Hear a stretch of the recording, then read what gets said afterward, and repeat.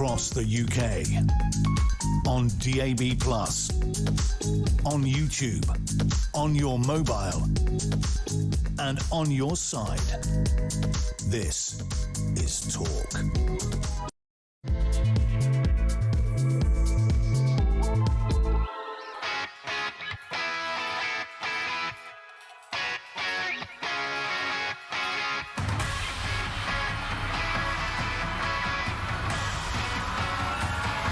Do not adjust your sets. 2 minutes past 6. Happy Sunday, one and all. Wakey, wakey, rise and shine.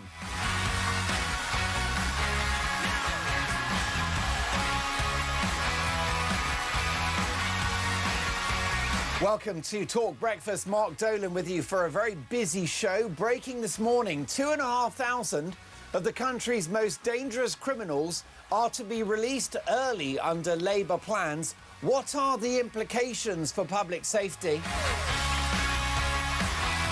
An ultra-woke police force has got cops writing self-reflective essays about racism whilst crime soars. And the hard-left activist running Number 10's operation as Andy Burnham prepares to become the Prime Minister tomorrow morning.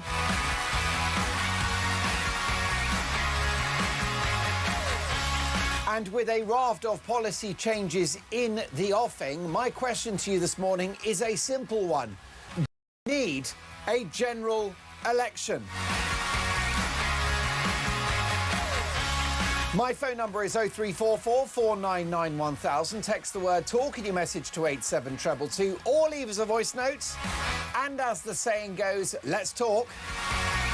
Do we need a general election?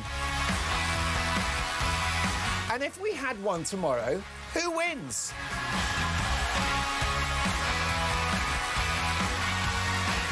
Will Andy benefit from the Burnham bounce? Do the Tories make a comeback? Or do all roads lead to Nigel Farage and Reform UK? Does Britain need a general election?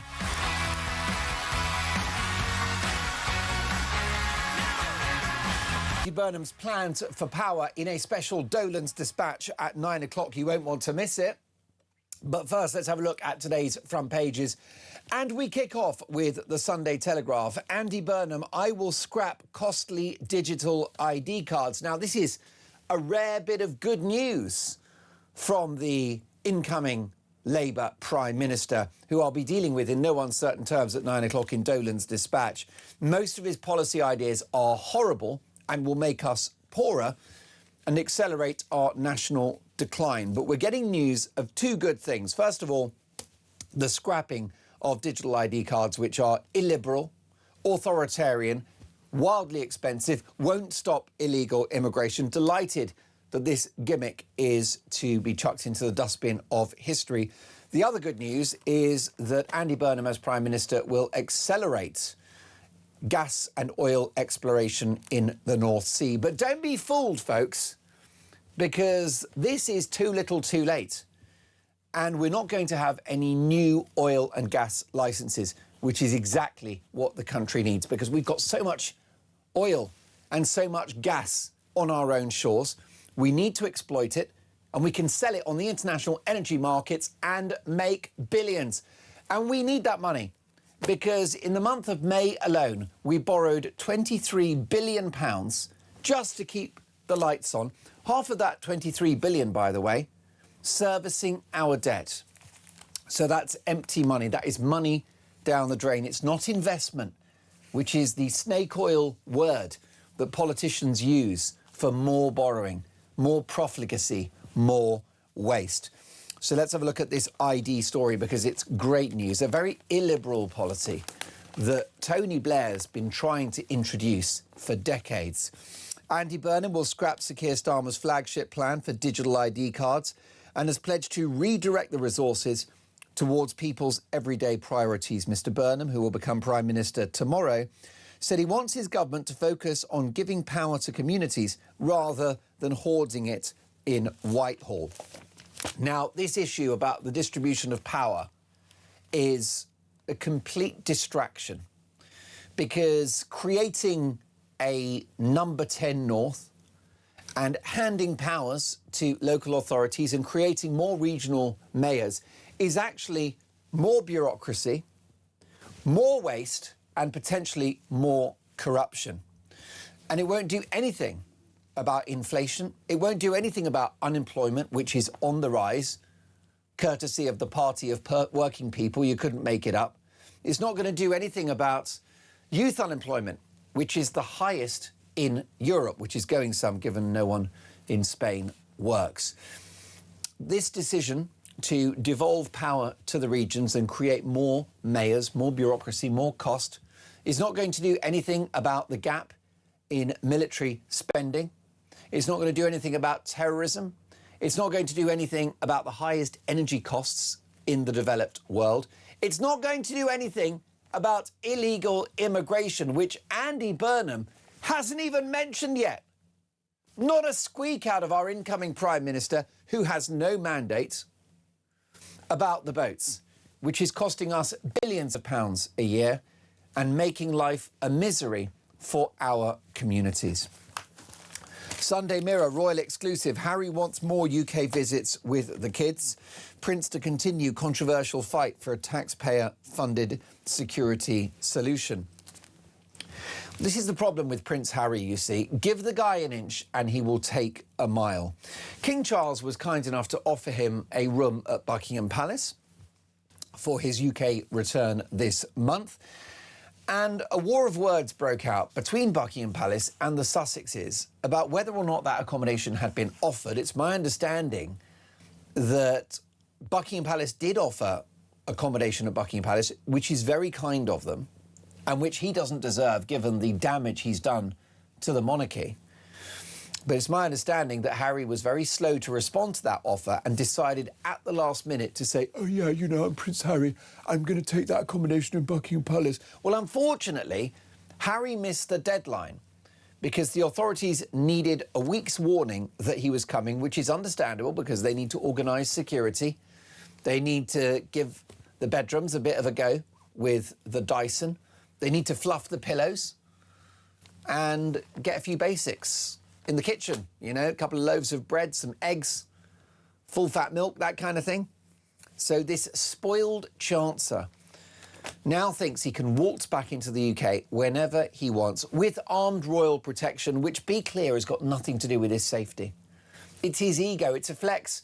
He wants the cop cars, he wants the blue lights and the police outriders and the whistles. He wants the SWAT team, the 7-car cavalcade. Easy for you to say. He wants the helicopters. He wants the court of Prince Harry. And I'm delighted to say he ain't going to get it. The Mail on Sunday. Messiah without a mandate. On the eve of becoming Prime Minister, Andy Burnham gets blunt message from voters in Mail on Sunday poll. Flutter those eyelashes all you like, Andy. We want an election now. Andy Burnham has no mandate for his back-to-the-1970s left-wing policies, with voters demanding he calls a general election. Andy Burnham will walk into Downing Street tomorrow, pledging to drag Britain back to the pre-Thatcher era with distinctively Labour policies, such as wealth taxes to hammer middle-class families.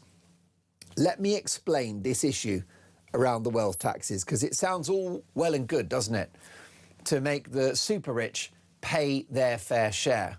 The issue you've got is that these people are mobile. They have private jets and helicopters. They've got laptops and they have broadband internet in all of their properties around the world. And if we clobber them, they're going to go somewhere else. And the disproportionately large amount of tax that they pay will have to be covered by you and I. The left don't get it. Rent controls don't work. Wealth taxes don't work. Winston Churchill had it right all those years ago. You cannot tax your way to prosperity. But that's exactly what our incoming Prime Minister wants to do. And very shortly, I will expose the hard left activist who is running this new number 10 operation.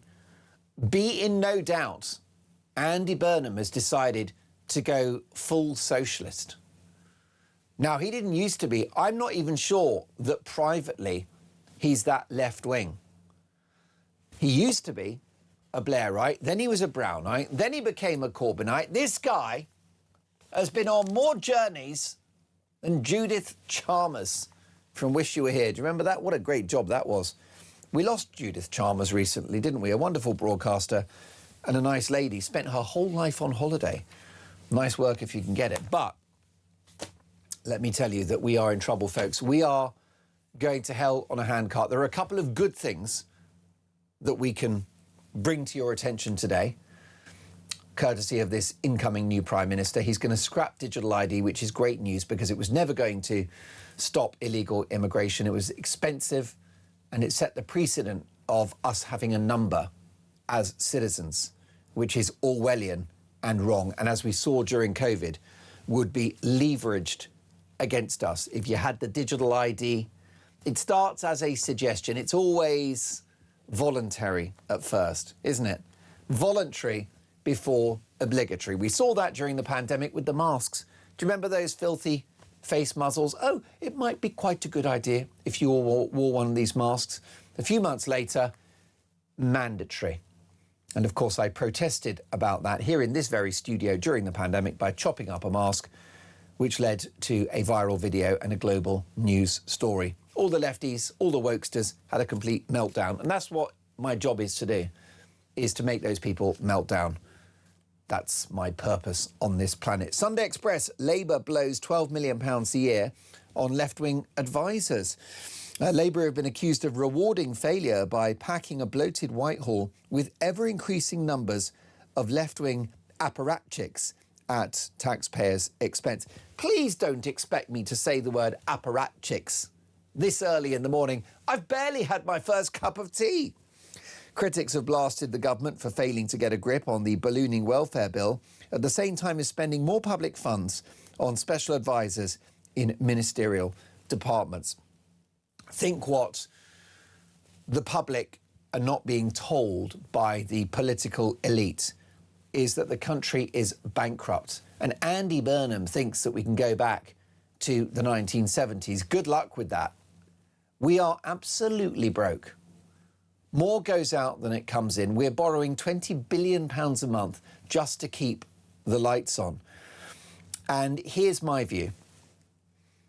The government have a choice. They can either cut public spending now.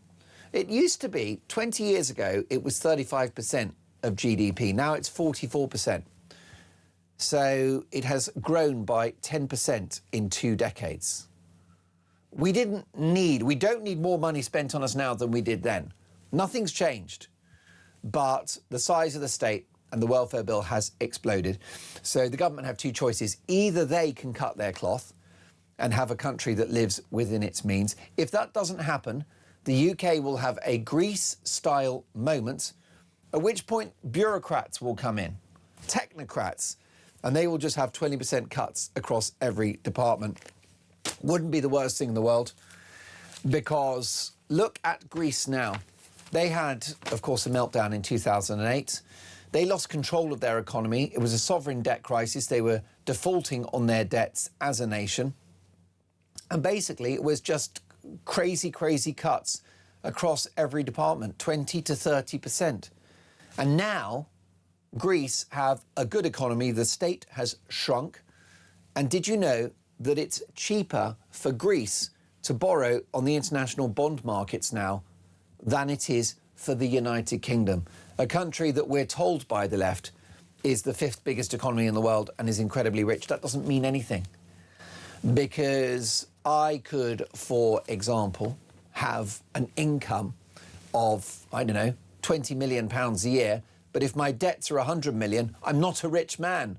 And that's where we are as a country. We are over-leveraged. And I've got to tell you, at 16 minutes past 6 on a Sunday morning, I'm really furious with the Tories, actually. Now, it's clear that Sir Keir Starmer, probably the worst Prime Minister in 100 years, absolutely, a dishonest and incompetent man. But he hasn't broken the country in 2 years. It's 14 years of Tory failure.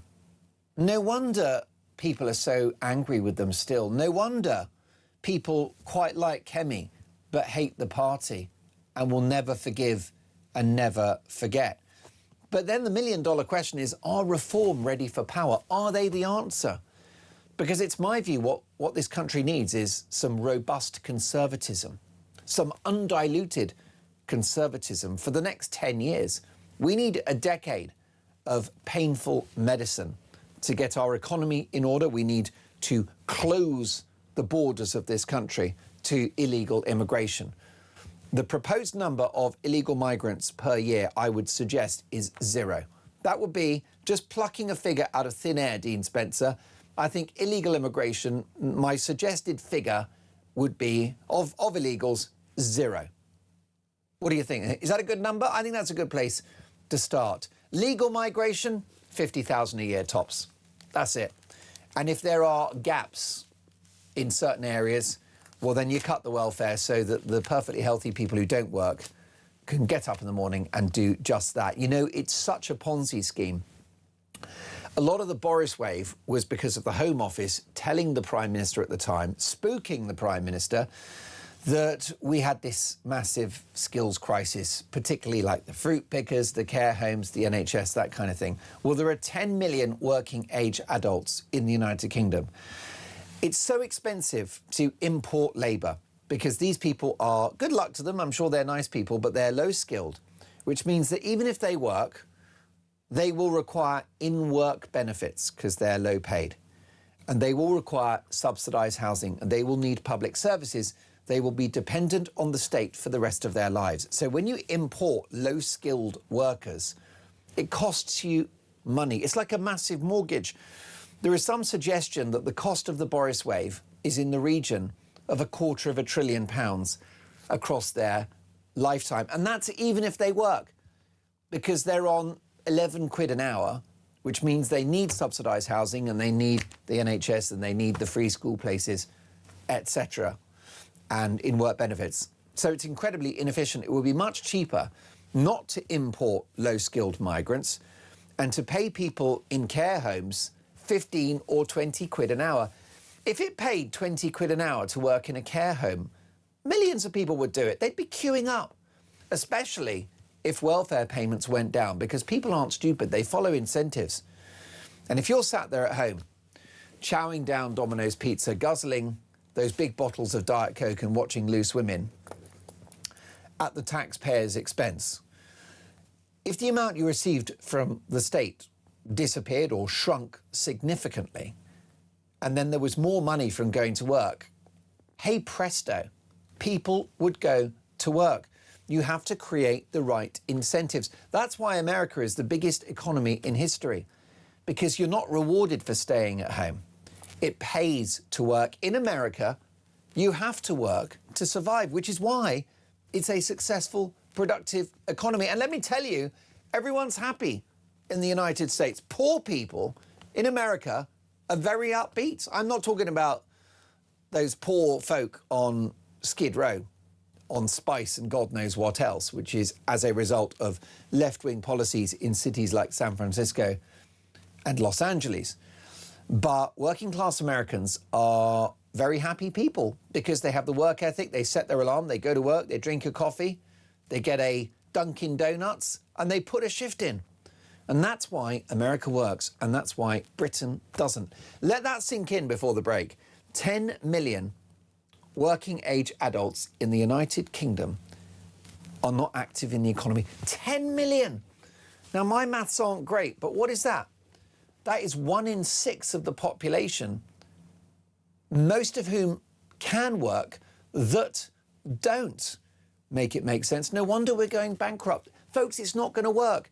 And you've got Andy Burnham now promising the land of milk and honey.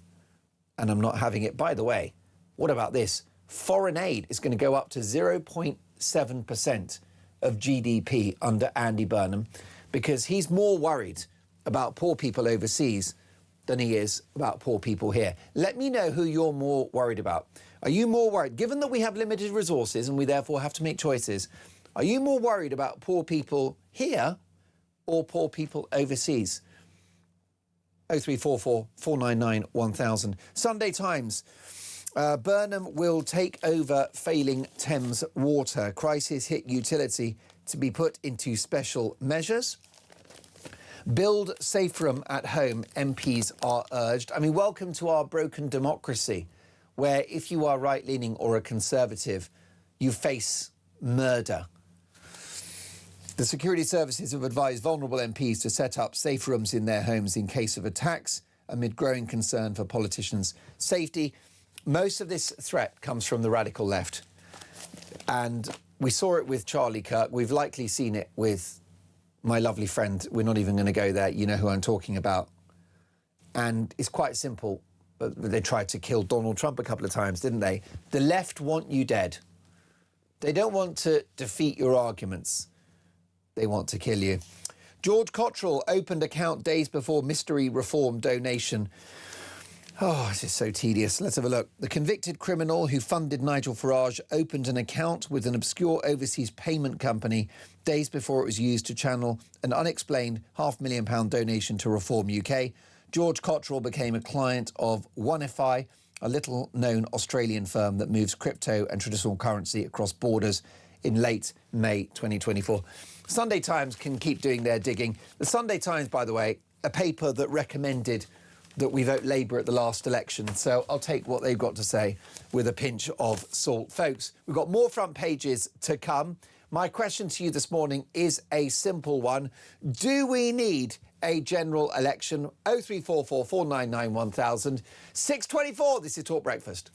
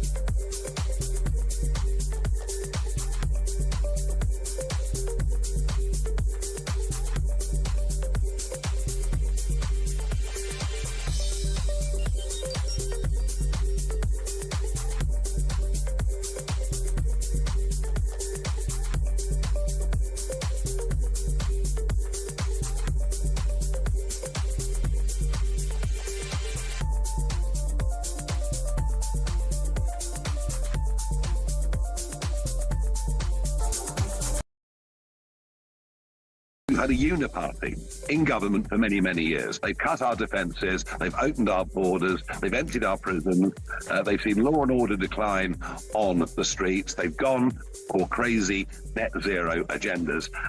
Whether we've had Conservative or Labour government, the results have been the same. We're arguing Britain is broken and needs fundamental and radical change. And we should be allowed to make that argument and let your viewers and listeners make their minds up whether they want it or not. And we should be able to do that without fearing for our lives. Across the UK, on DAB+, on YouTube, on your mobile, and on your side. This is Talk. If we had an election tomorrow, who wins? Cliff in Berkshire says, well, in my opinion, Mark, democracy. Michael says, on digital ID, don't kid yourself. It's going to be completely scrapped. They'll be brought in incrementally and slowly. That's Mike in Cheshire. We're hearing that Andy Burnham is going to ditch plans to have digital ID.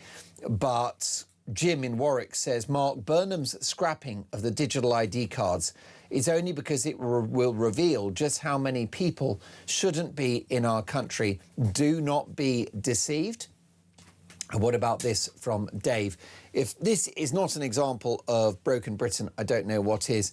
Jim in Warwick. Mark, oh no, sorry, Dave in Colne. Mark, my wife's youngest grandson is now receiving benefits. He's 16, so that's him for the rest of his life. and there are jobs he could do. Dave, this is really interesting.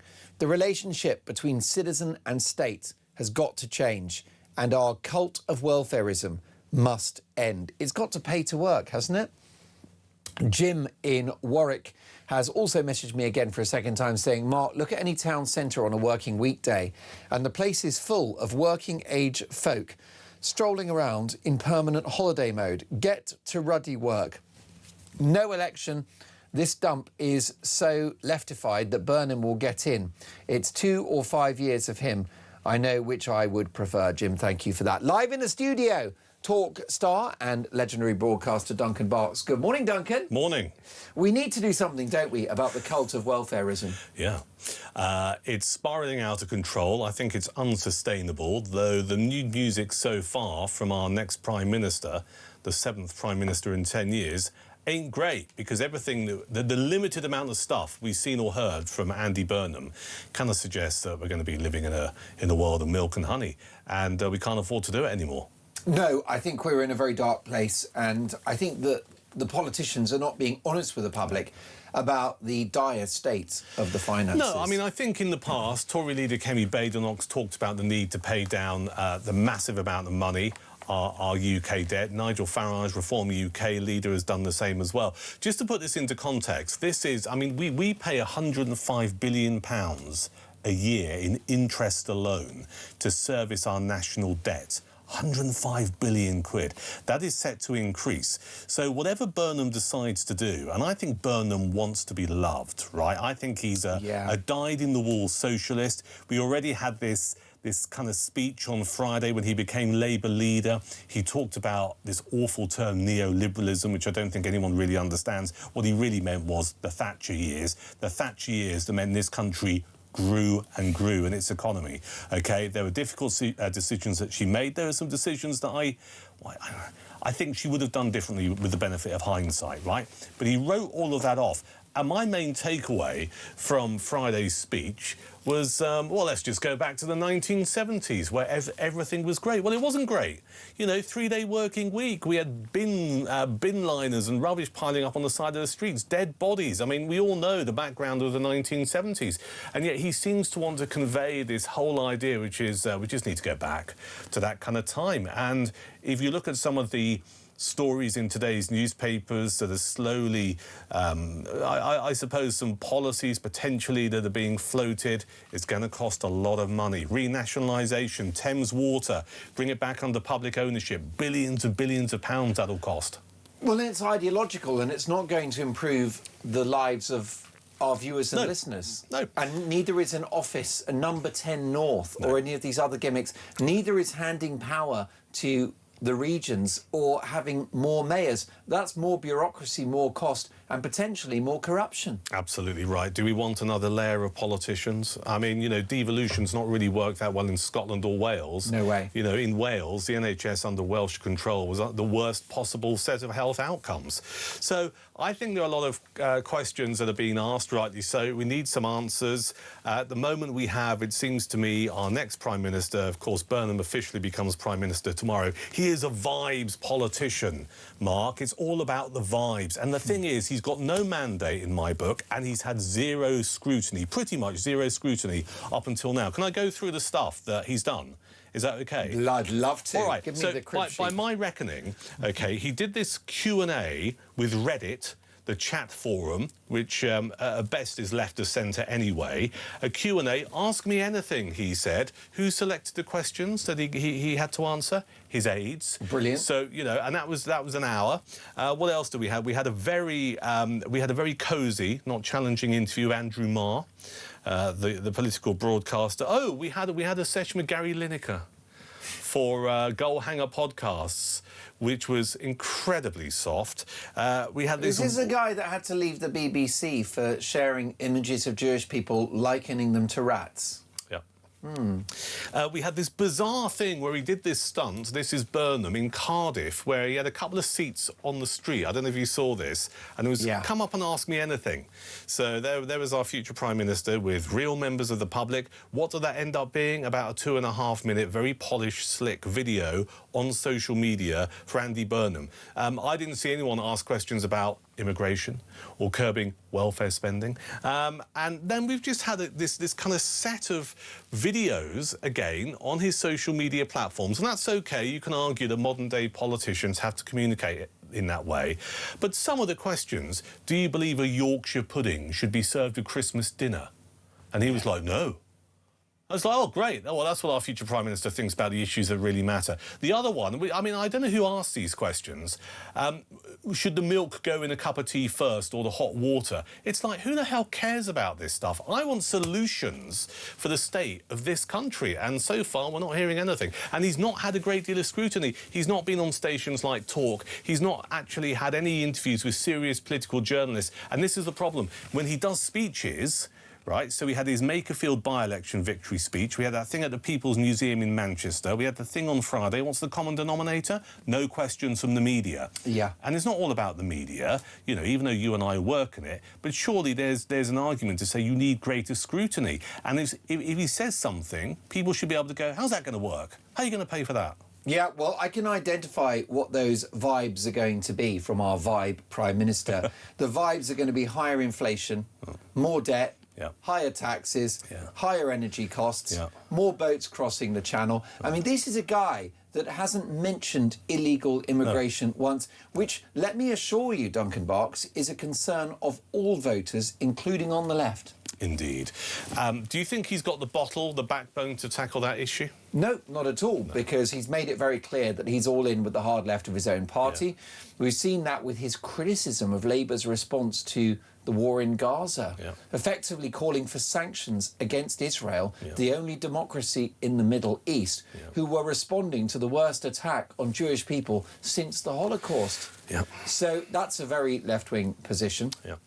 That's basically woke bingo, isn't it? Pro-Palestine, pro-open borders, pro-net zero, because, of course, he should scrap net zero. He's not going to. No. But do you know what I think, surprisingly, Duncan, is I think he's a lot more right-wing than he pretends to be. And he's such a charlatan, he's so performative, that he's happy to be a counterfeit Corbyn in order to win power and in order to keep well, we're power. soon he's going to be found out soon, isn't he? Because he's going to have to reveal his true colours. And I'll make this point again. The mood music at the moment ain't great, OK? It ain't great. But let's can't believe I'm saying this, but let's give him the benefit of the doubt. Let's see where we are in 36 hours' time, because there'll be a podium outside Downing Street at some point tomorrow.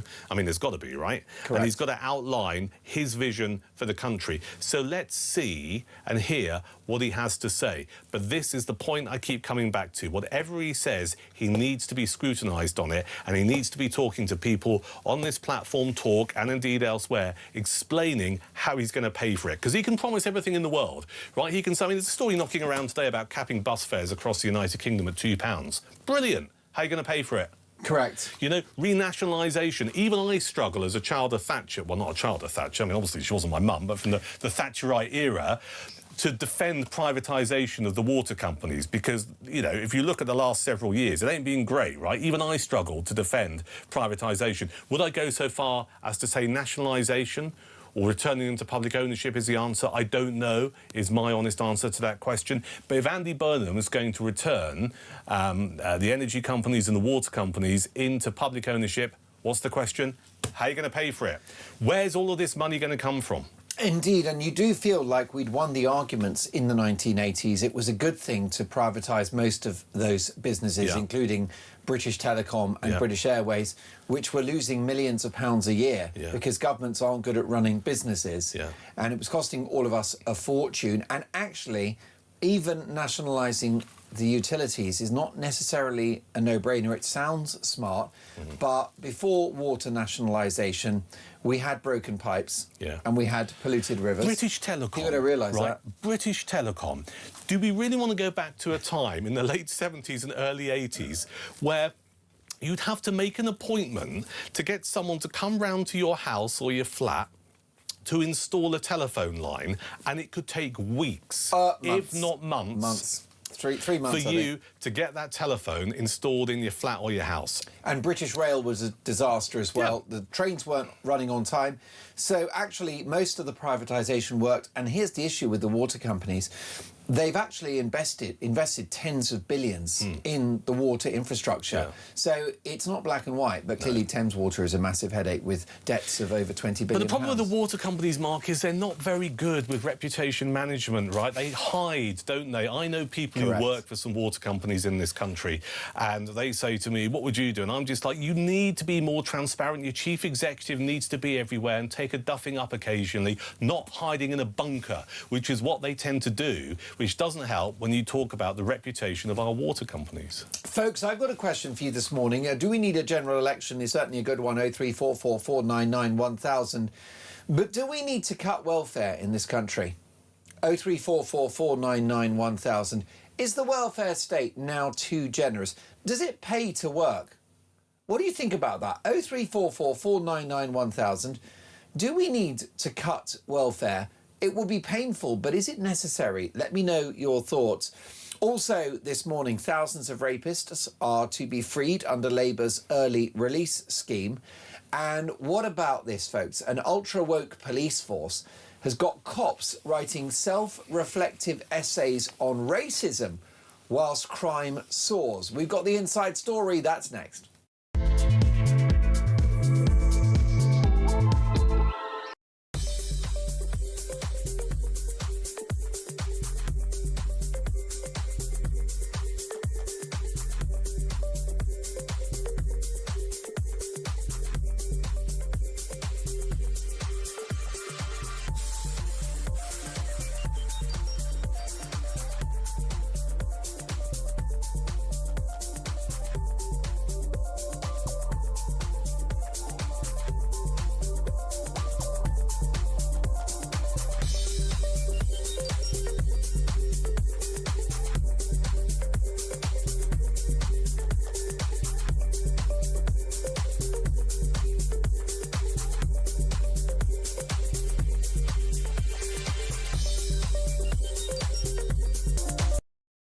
Across the UK, on DAB+, on YouTube, on your mobile, and on your side. This is Talk. Andy Burnham is to scrap digital ID. Let's get reaction on a voice note from Mike. Mike in Cheshire here. Don't kid yourself that digital ID will be scrapped. It's been brought in for company directors. It's going to be brought in for the owners of small businesses. What he says and what he does are going to be two different things. And I expect that it will be brought in incrementally and slowly rather than in one place. Anyway, have a good morning. I don't trust Burnham. Mike, thank you for that. And I will certainly proceed with caution when it comes to this line coming out of the new number 10 operation that they are scrapping digital ID. Many of you are telling me on the message board that it will be brought in stealth-like in the same way that you boil a frog. Boz is on a voice note with views on Andy Burnham. Morning, Mark. Travelling Boz here. So, old Nice one. hairy eyebrows, Burnham, coming in tomorrow, he's decided scrap the ID plan. Well, a bit of good news at least, but it's the rest of the policies that people should be concerned with. And the ID scheme he'll be pressed on that, and eventually he'll give in to them. It's all smoke and mirrors, so you're watching what he does with one hand, but you don't know he's got two false hands on the other one. I don't trust the fella. He flip-flops already. He's a puppet on a string controlled by lefties. And to be honest with you, even if we had a general election, a reform ready, this is the problem. And if Labour take a chance next spring for an election and have another 5 years, then we're doomed. So reform need to get their act together, because this Labour lot are really damaging the country and the UK. Have a good show. Boz, thank you for that. Boz raises an interesting question. Are reform ready for a snap election? So I think there are a couple of things around the need for a general election. I'll get to my second point in a few moments. Are reform ready, though? I don't think they are. I mean, they are looking at, well, certainly in the last few weeks, they've gone on a massive recruitment drive to recruit area managers right across the whole of the United Kingdom, which is the right thing to do. Also, I know that they are going through the process of selecting candidates, but I don't think they're ready. If Burnham were to step outside Downing Street tomorrow, get behind the podium and say, I'm calling a general election, I think it would catch certainly Reform on the back foot, and possibly the Conservative Party as well, who are still going through the process as well of selecting candidates and vetting them. Yeah. However, that said, I still think if you look at all of the polls, Reform are by far and away the most successful parties. So if there were an election, it would be a case of cobbling together enough people to stand candidates in 650 constituencies to actually get in. And I mean, Burnham's biggest task here is to convince the electorate that he is different, all right? The reason that people say they're going to vote Reform is they want change, right? They want serious change, and they see that being communicated by Nigel Farage. Can Burnham also hit that same target and suggest now that he's going to be Prime Minister, the country is going to change? And I think the answer is no, because I think a lot of the issues that exist with the Labour Party are fundamentally in their DNA, which is, well, you know, we're quite pro-immigration, we believe in raising taxes, blah, blah, blah, blah, blah. Can I make the second point about the need for a general election? Burnham has no mandate. Right? He's got no mandate whatsoever. We do not know anything he stands for. And I've written a piece about this for tomorrow's Daily Express. At least when the Conservatives were changing leader, there was a leadership contest, all right? Or leadership contest, rather. So people like Rishi Sunak, you know, he had to explain his thinking and his policies. Same with Liz Truss, same with Boris Johnson. There are people who stood against them. So consequently, they were challenged on their views by people who were their rivals who wanted to be leaders, all right? We've not had any of that. There was at least democracy internally. Yeah, but so, if you recall, some of the stuff was televised, so we saw these leadership debates, you know. So we were able, as punters and as voters, to go, right, I understand where Sunak's coming from or what Boris is planning to do or whatever. Should he be successful? At least we had well, they had that exposure and we had that right. Yeah. OK? We've not seen any of that with Burnham because he's effectively just been anointed by all Labour MPs. And doesn't it say a great deal, Mark, that they couldn't find just one candidate to go up against Burnham? That the Labour Party is so devoid of any talent on its backbenches among all of its MPs that they couldn't find one person at least to stand against him seriously and that way challenge and force him to outline what he would do. We've had none of that. I was bothered when he said 3 times, I have a plan. Oh, great. Well done. Yeah. Yeah. I mean, talk about protesting too much. Yeah. Why are you telling me 3 times you have a plan? Well, the other thing he said on Friday is, I'm ready to lead. It's like, well, that's good. Well done. That's quite helpful, isn't it? You're about to be our Prime Minister on Monday. Now, a lot of people are messaging the show saying, don't be fooled about this idea that Andy Burnham is going to scrap digital ID cards. Many are arguing that they're coming in already and they will be arriving stealth-like.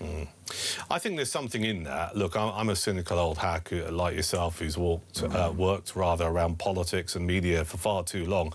This is a clever move because he's got the headline here, because it's kind of like, well, maybe he's not that bad then, because he's going to get rid of digital ID. And I think the audience this is aimed at are not the company directors who will need digital ID, as one of our contributors said a few moments ago. Yeah. It is, you know, the man and woman in the street who think, well, that's great, because I won't be forced to show my papers to someone from authority.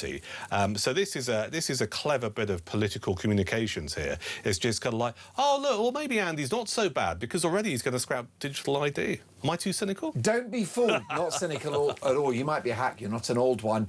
Lots more to come. Do we need a general election? If so, are Reform ready? Are the Tories ready for that? 0344 499 1000. More front pages to come. And next up, police chiefs make officers reflect on anti-racism with 500-word essays whilst crime soars. You couldn't make it up. We've got the inside story. That's next.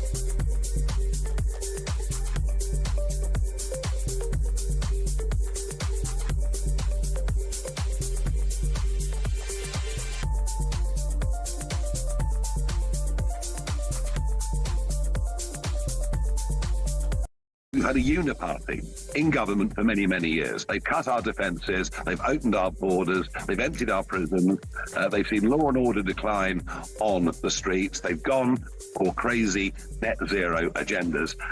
Whether we've had Conservative or Labour government, the results have been the same. We're arguing Britain is broken and needs fundamental and radical change. And we should be allowed to make that argument and let your viewers and listeners make their minds up whether they want it or not. And we should be able to do that without fearing for our lives.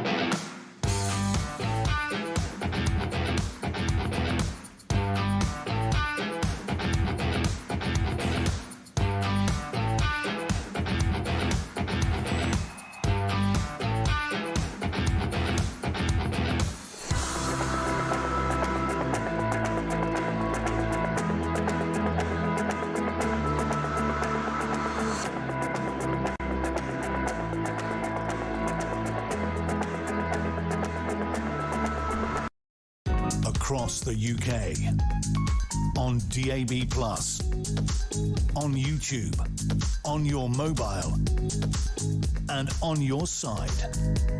This is Talk.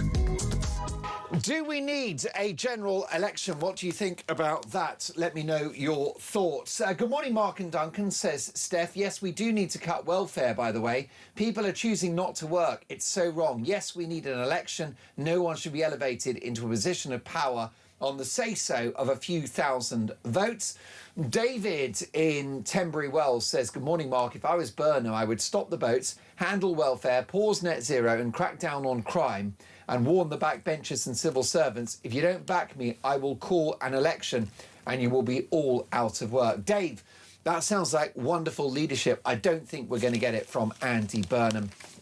What about this, Duncan Barks? Thousands of rapists are to be freed under Labour's early release scheme. Ministers defend the indefensible as thousands of victims are told their attackers will be let out sooner. This is a total failure of the state to protect its own citizens. Just imagine if something unspeakable had happened to you as a victim of crime. Let's say you're a woman who got raped, which none of us should have to imagine, but sadly we know it is the case. Then you get a letter from the Home Office saying, just to let you know, the person that we put in prison because of this horrific crime that is carried out against you is coming out shortly. Just imagine that. Just imagine the fear that goes through not only your head, but the concerns of your family and your friends and your colleagues that the person who committed one of the most heinous crimes against another human being is actually going to be let out early. That's what we're dealing with, and that is before you get into the whole area of people who are child rapists and paedophiles getting out early. Now, Labour will just go, well, it's all about prison places, let's blame the Conservatives. You've had 2 years. You've had 2 years to think of an alternative here. And, you know, we remember, I certainly remember, if you go back to 2024, and particularly last year, do you remember the pictures we saw with the prisoners who got early release? Yep. You know, getting picked up in sports cars. Absolutely. High fives. Popping the champagne corks. Correct. And all of this. I mean, it was genuinely gut-wrenching. And over the next few months, we're going to see people leaving prisons right across the United Kingdom under an early release scheme. I think people, viewers and listeners to Talk, will take a view. If it's someone, and I say this carefully, if it's someone who's done some time inside for embezzlement or nicking stuff, you kind of go, all right, it's not the end of the world. They don't pose a physical harm to the public. Exactly. Someone who's raped someone who's raped a child, getting out, serving half their sentence is a joke. Well, there is a crisis now in the relationship between citizen and state, isn't there? Yeah.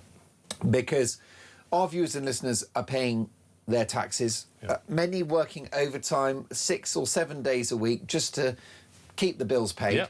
And their taxes are just disappearing into this quagmire, this money pit. And really, we are customers. I mean, that is the nature of the relationship between citizen and state, is that we hand them our money. Yeah. And we are essentially the customers and they are the provider. And yet, we're not safe to walk the streets because there are rapists everywhere. Property crime is through the roof. You can't have a nice watch in any of our big cities now. You can't buy a new car because it will be stolen the very next day. Burglary is effectively decriminalised. Shoplifting. Yeah, I mean, when you go to your local Co-op or Sainsbury's and you pay for your goods, you're the mug. Yeah, exactly that. Yeah. Yeah. So what are we getting in return for our taxes? Our increasing tax burden, which is the highest since World War II. What are we getting? Increasingly, we're getting very, very little. No, Stephanie, I completely agree. Do we need to cut welfare? Is the welfare state too generous? Let me know your thoughts, 0344 499 1000. Graham in Sussex. Good morning, Mark and Duncan. You two are great together. Oh, Graham, thank you for that. Thank you. I do feel that there is an electric chemistry between myself and Duncan. We definitely have a chemistry. It's do you know what it's got? It's got a kind of will they, won't they energy about it, hasn't You think so? Most definitely. Shall we? Well, I'm trapped in a loveless marriage, so anything's possible. Why do you think I look so chaotic and dishevelled this morning? I'm liking the beard, by the way. Listen, it's only because I've lost my razor. If you are of an opinion about my growing beard, why don't you check out the show on YouTube? Kalila is directing our TV output this morning. Head to YouTube, search Talk and Up We Pop. What about this then from Graham?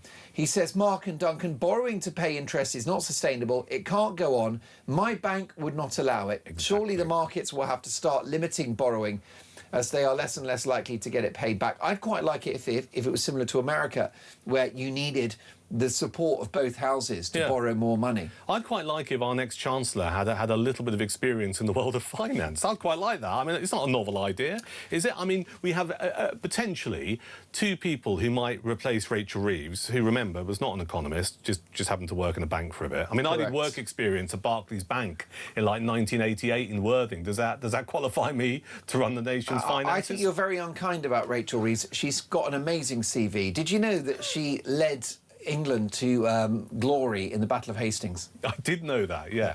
I heard she flew Spitfires in World War II. Of course anyway, she did. So, I mean, we've got a lot of speculation in today's papers and a degree of sympathy maybe for Andy Burnham, that he's not yet Prime Minister, so he can't say who his Chancellor's going to be. But some of this guff that we've heard over the last few days, and we heard on Friday, I haven't decided who's in my cabinet yet. What a load of old rubbish. Rapists getting out of prison early is abject failure on the part of the state. I agree. They're simply not doing their job anymore. I agree. It's not fit for purpose. No. That's. I know this will be inflammatory language, but this is in the realms of failed state. No, it is. And you talked about the kind of agreement we have with the government or the state. It's a failed contract, isn't it? Normally, the contract used to run like this.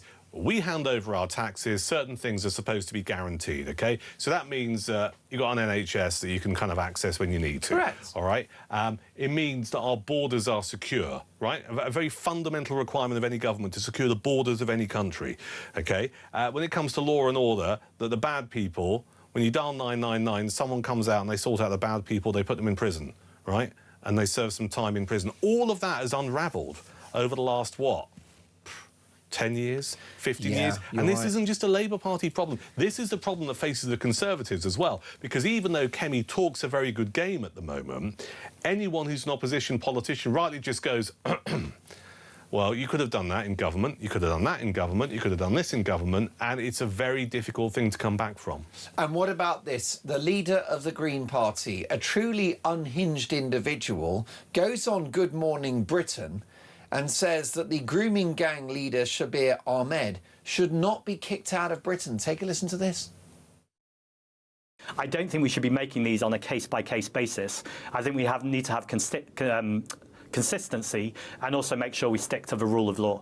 So I'm not sure, would you deport him and go by any means necessary or not? Well, as I say, that would require a threat assessment, and if he is still a threat, then he shouldn't be out of prison at all. Well, the victims say he is a threat. Right, and he committed those crimes in Britain, so it makes sense to me that as a British citizen, he stays in a British prison. I accept there may be more detail that I'm not privy to. I'm not, you know, the Justice Minister or in the Home Office. You wouldn't deport him then, and you wouldn't withhold aid as a result of that? Well, if he's still a threat, it doesn't make diplomatic sense to me for him to go be a threat somewhere else.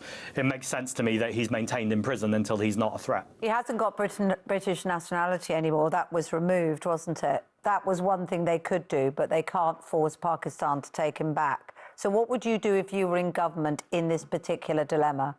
Well, I think the first thing to make sure is that our prisons aren't overcrowded, and the way we do that is by reprioritising. Different problem, though, isn't it? That's what all governments want to do. Zach Polanski doesn't want to deport foreign criminals. What an embarrassing man. And actually someone who increasingly hates Britain. Don't you think? Well, That's what it comes across as. You're at odds with the people of this country if you're happy for someone like that to walk free. Genuinely staggering that he was able to say what he said on national TV. You know, well, he did the crimes in his country, so he should stay here. I mean, completely out of step with the rest of the United Kingdom, apart from the 10 to 14% of people who say they might vote Green, who, in my experience, tend to be stoned off their rockers. These people are not right in their head. Now, one of our big conversations this morning, do we need a general election? Do you think there will be one in the autumn or the spring? Because the time to call a general election, if you are in power, is when you're at your most popular. Yeah. And that's going to be the next 6 months for Big Andy Burnham. It's not going to be in 2 years' time. Oh, Mark, you know, predictions in politics is a mug's game. You know this more than most people. So I will just say the following. The window of opportunity is exactly as you've just outlined. There was a poll that came out 24 hours ago, 36 hours ago, by a polling company called Survation, who are pretty good. They called a lot of stuff in the past, including Brexit. And there was a Labour Party bounce. They went up 4 to 5 points. And people are going, is this the beginning of the Burnham bounce? And it could well be, you know, and if it is, you'd probably want to call that election before the end of the autumn. What do you think about that, folks? Do we need a general election? 0344 499 1000. Coming up in just a couple of minutes' time, this story will shock you. An ultra-woke police force has got cops writing self-reflective essays on racism. This whilst crime soars. Plus the hard-left activists running Number 10's Operation Expose. Lots to come. This is Talk Breakfast.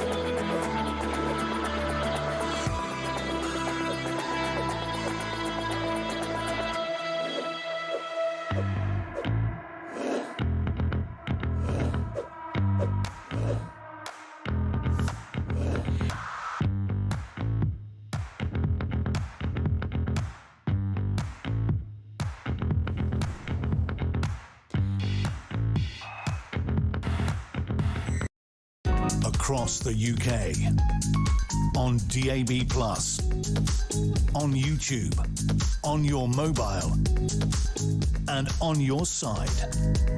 This is Talk.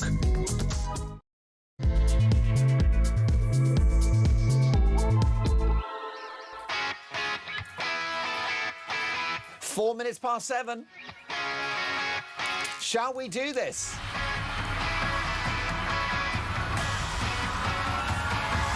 Happy Sunday, one and all. You are listening to Talk Breakfast. Mark Dolan with you. A big 3 hours to come. And breaking this morning, 2,500 of the country's most dangerous criminals are set to be released early under Labour's plans. What are the implications for public safety? Surely this is now a complete breakdown in the relationship between citizen and state. We're paying sky-high taxes, and yet we're not safe on our own streets. Speaking of which, an ultra-woke police force has got cops writing self-reflective essays about racism whilst crime soars. We've got the inside story. And the hard-left activist running Number 10's operation as Andy Burnham prepares to become Prime Minister tomorrow morning. And my question to you this morning is a simple one. Do we need a general election? 0344 499 1000. If so, who wins? Are reform ready? What do you think? Is that the answer for the country? A snap general election? 0344 499 1000. Kira is taking your calls today. Text the word talk in your message to 87222. Leave us a voice note. And as the saying goes, let's talk. And let's kick off with a voice note because it's all about your opinions. Here is Steve on immigration. Take a listen to this.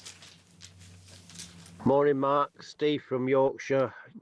Just to say, mate, at work, up at 5. We don't need any kind of immigration at the moment, Mark. I think we should just concentrate on this country, shut all the routes into this country for the next couple of years because we've got enough people here. Whether we got the right people here, I don't know. Love your show, Mark. Gets me through the weekends. Keep it going, buddy. Thank you.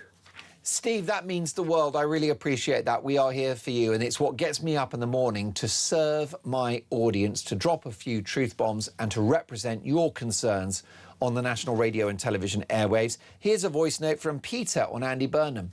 Good morning, Andy Vermin. Well, you know what? This is Keir Starmer on steroids. If we thought Starmer was going to ruin the country over here, whatever term he was going to be in for, this man is going to destroy it even quicker. You only got to look at it when he's going to stand there with that grin on his face. Wonder what he's going to go do for us first or not do for us first. I wouldn't believe a word he's saying. Just look at the eyes. With Starmer, it was the mouth. Just look at the eyes with this one. Lies, lies, lies. You can see it in his eyes. We've got Andy Vermin, and we're going for a big surprise. Well, there you go. Powerful words from Peter on a Sunday morning. Good morning, Mark, says Dave in Aberdeen. Anyone getting out of prison early is a national disgrace. I know a man who lost his business due to an employee committing fraud. Dave, thank you for that. Derek in West Yorkshire. Mark, what a great double act with plenty of common sense regarding Burnham. His plan reminds me of Baldrick, who had a plan on Blackadder. And we know the outcome there. Great show. Well, thank you for that. Live in the studio, we have Talk star Duncan Barks, and we also have Elliot Keck, Conservative councillor and broadcaster. Elliot, welcome to Talk Breakfast. Good morning, Mark. Very good to see you. What about this story? It's got the blood of my audience boiling. Thousands of rapists are to be freed early under Labour's early release scheme. Ministers defend the indefensible. An example, if you needed it, of broken Britain. Yeah, I think Duncan was talking earlier on the show about this social contract, right? And there's just this agreement that we pay taxes and in return the government keeps the streets safe. And this government, since coming into office, has made our streets less safe. They have released prisoners out after 40, 50% of serving their sentences, sometimes even earlier, and some very, very serious criminals. And listen, I mean, they knew when they came into office that, let's be honest, there wasn't enough prison spaces. They have had 2 years. And you think back to previous crises in this country during the pandemic, you think how quickly the last government managed to bring in a vaccine programme, bring in a testing programme. It is possible within 2 years to bring Nightingale hospitals? Yeah, exactly. You I know, mean, why can't we have Nightingale prisons? Exactly. We have seen this done before. It was not beyond the wit of man in the last 2 years to bring in significant more prison places. And they've failed, because, let's be honest, it's not a priority for them. A lot of this is about political will, Duncan. Everything's about political will, and I think Elliot's hit the nail on the head. It's about prioritising stuff, isn't it? And it's another example of this government knowing where the problems were, but coming into government 2 years ago with no plan. Yeah. Right? So instead, what we see the pictures on the telly in the newspaper of some despicable people who carried out some horrendous crimes in the past, walking out of Nick after serving, you know, half to a third of their sentence. It is an utter joke, and it doesn't give you any faith when it comes to justice in this country. Most definitely. What about this? An exclusive from the Telegraph. Police chiefs make officers reflect on anti-racism with 500-word essays. Police officers are required to write essays on how to build an anti-racist police service as part of their training. Officers at Surrey Police have been told to write 500-word reflections on how they feel about the force's stance on racism after taking part in lessons on diversity, equality and inclusion. Well, I think it's actually diversity, equity and inclusion. But the bottom line is that this left-wing nonsense has got to stop, particularly, Elliot, given the soaring levels of crime in this country. Yeah, listen, this was the point that we made, you know, around the Henry Novak killing, right? The reason why Henry Novak ended up dead in handcuffs while his killer stood screaming racism was not just because of a couple of bad police officers. It's because of a rotten institutional culture within police forces which treats racism and allegations of racism pretty much above any other crime. And you can see how that culture has been allowed to develop, and there's another example here in Surrey Police. So all of this stuff needs to go, and it needs to go yesterday, because otherwise we're going to, I'm afraid to say, Henry Novak won't be the first. Most definitely. Well, Duncan, it gets worse. The documents which the Telegraph obtained through a Freedom of Information request also reveal that officers at Northamptonshire Police are being taught that Brexit is to blame for a rise in the far right, whilst officers at City of London Police have agreed to host a listening circle about Gaza. Brilliant. We could all hold hands here, couldn't we? Yeah, and kumbaya and do some knitting at the same time. Northamptonshire Police, also in this Telegraph piece, you ready for this? Just imagine, you're someone who's gone into the police, well, I was going to use the term force, but we're supposed to call it a service these days, aren't we? You go into the police to nick people and make the world a safer place. Then you get put on a training course. This is Northamptonshire Police. Officers were asked to listen to a fairy tale, this is part of the training, called The Witches of Glum. It is about a beautiful witch called Gwendolen and an ugly witch called Grogger. Attendees are then asked a series of statements about the story and made to label them true or false. The exercise assumes officers will wrongly guess that the pretty witch, Gwendolen, is good, while the disfigured witch, Grogger, is wicked. The answer pack states the biggest cause of mistakes will have been assumptions. The real power of Witches of Glum is that it helps you to understand and accept that we all have prejudices. Well, what a bloody good waste of taxpayers' money. What an absurd thing to ask people to do. You can see why the good ones leave, right? I mean, if you're a good, serious, decent police officer and you're going into a business and an organisation like that, you can see why you just think, to hell with that, I'm going to go into private security. I mean, it's just it's complete nonsense. And most of the people that work in the public sector hate all of this woke nonsense, and they go along with it for a quiet life and to keep their job. Yeah, listen, there is a lot of huge perks working in the public sector. Taxpayers' Alliance, when I used to work there, we always talk about this. The amount of annual leave you'd get, the amount of pension benefits you'd get, the pay was actually a lot better than people claim, and you have that job security. But I think the problem is, increasingly in the public sector, if you're a really serious, talented, capable person, you're looking at this stuff and you're just thinking, I want to get to work. The figures here... I want to get to work. Gwent Police, between April 2022 and March 2025, they spent £43,000 on anti-racism training delivered by the organisation No Boundaries. They also spent £1,750 on dwarfism awareness training. Brilliant. Yeah, I mean, I don't think you need dwarfism awareness training. You just need a tape measure, don't you, to be fair? Yeah, and if you're a police officer, I suppose the ability to look down. As short, exactly. How do you feel, Elliot, if you are the victim of crime, let's say you've been burgled or you've been assaulted or you've been mugged or your car's been stolen, to hear that cops are writing 500-word essays about anti-racism? I think there's a helplessness. I mean, I know people now that have had laptops and phones stolen and they haven't bothered. I mean, they literally haven't bothered because there's no point calling the bureaucracy and the red tape and the paperwork, and they think, you know, particularly if it's a work phone or a work laptop, I just think it's just. I know, you know something, you can tell the cops where the phone is and they still won't investigate. It's extraordinary, yeah. I can trump this. I had my car broken into about 3-4 weeks ago in central London in a so-called secure car park. Really? By a car company. Well, I'll call them out. NCP, right? And I got back, and the window had been smashed. Tread carefully. They sponsor the show. They're good friends of mine. They paid for this suit. And so I'm not going to say anything. I'm just going to report factually. So there's nothing to worry about. And I obviously logged it with Met Police, right? Because I needed a crime number. And they said, is there any CCTV footage? And I said, well, I hope so, because I paid £35 to park my car for 4 hours in this car park that has CCTV cameras, and then asked you to state the times of when the crime happened. And I said, well, I don't know because I wasn't there. However, I parked my car between this time and that time, and some bloke responded and went, that's far too big a time period. You need to be more precise. I wasn't there. Exactly right. I wasn't there. I can't tell you when some Herbert put a brick or whatever it was through my back window. And do you know why your car was attacked in this way? No. Because nothing was stolen. Well, this is interesting. I had an overnight bag, a very small one that was tucked under a seat. So I can only... I suspect someone watched me park the car. Right. And was the bag taken? Yeah. So they got my boxer shorts, they got a phone charger. That's about it. I'd say a lot of that's on eBay now. Yeah. Because Duncan's a celebrity. Yeah, well, exactly, yeah. But the point is, it comes back to what you were saying. You pay extra if the boxer shorts are used. It's a special service. I only logged it because I thought... That was a lot for 760. I'm sorry, that's an awful mental image. We need some mind bleach. My bad. The only reason I contacted the Met was because the insurance company said, well, you need a crime number here, you know? We have artificial intelligence now, right? You should just be able to plug that CCTV in artificial intelligence, and AI is smart enough to identify when... You know, this bloke is nicking Duncan's pants. But there's no will. There's no will, is there? There's no real interest. But now we live in a society which is just like, oh, well, you know, your car got broken into, here's a crime number, crack on. There's no will. I'm glad you mentioned AI, because I reckon you could cut the NHS budget by 20% with AI as well.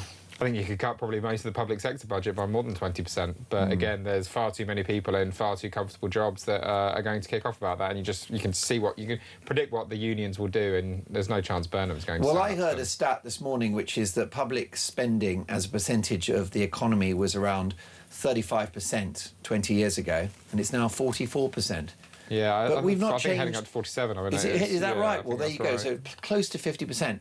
And we haven't changed as a population. We don't suddenly need more spent on us than we did 20 years ago, do we? Well, I mean, listen, I suppose in healthcare is probably the one example where costs have gone up just because people live longer. But certainly... But that wouldn't explain for a 10% jump, would it? No, definitely not. That is absolutely because of very serious failings in our public sector. 20 years ago, Elliot, were people receiving benefits because of mental health, because of anxiety or having a bad day? No, absolutely. I mean, 20 years ago, under the previous benefit system, you had to have extremely crippling mental health conditions. Those were the days. In order to get benefits. It wasn't impossible, but it was a very, very high bar. Whereas now, I mean, the bar is so low. I mean, they say that there is no PIP fraud, and the reason why this personal independence payment is one of the benefits, the reason why there is no PIP fraud is because it's literally impossible to defraud it, because the bar is so low that there's no... You don't really have to take it. And the conditions can't be proved. Exactly, yeah. Because I could tell you I've got ADHD. There's no way you can disprove I have. So you have a whole load of self-diagnosed conditions. Proof of it, I'll be honest. Do you know what? You made the point earlier when we were talking about shoplifting, that we're the mugs, that we still actually go out to the checkout. You are idiots. We're here at 7 a.m. But here we are. Good point. You know, increasingly, if you're part of Alarm Clock Britain, right, you're a mug as well. So you get out of bed in the morning, you go and put a shift in because you want to provide for your family or whatever. Why bother?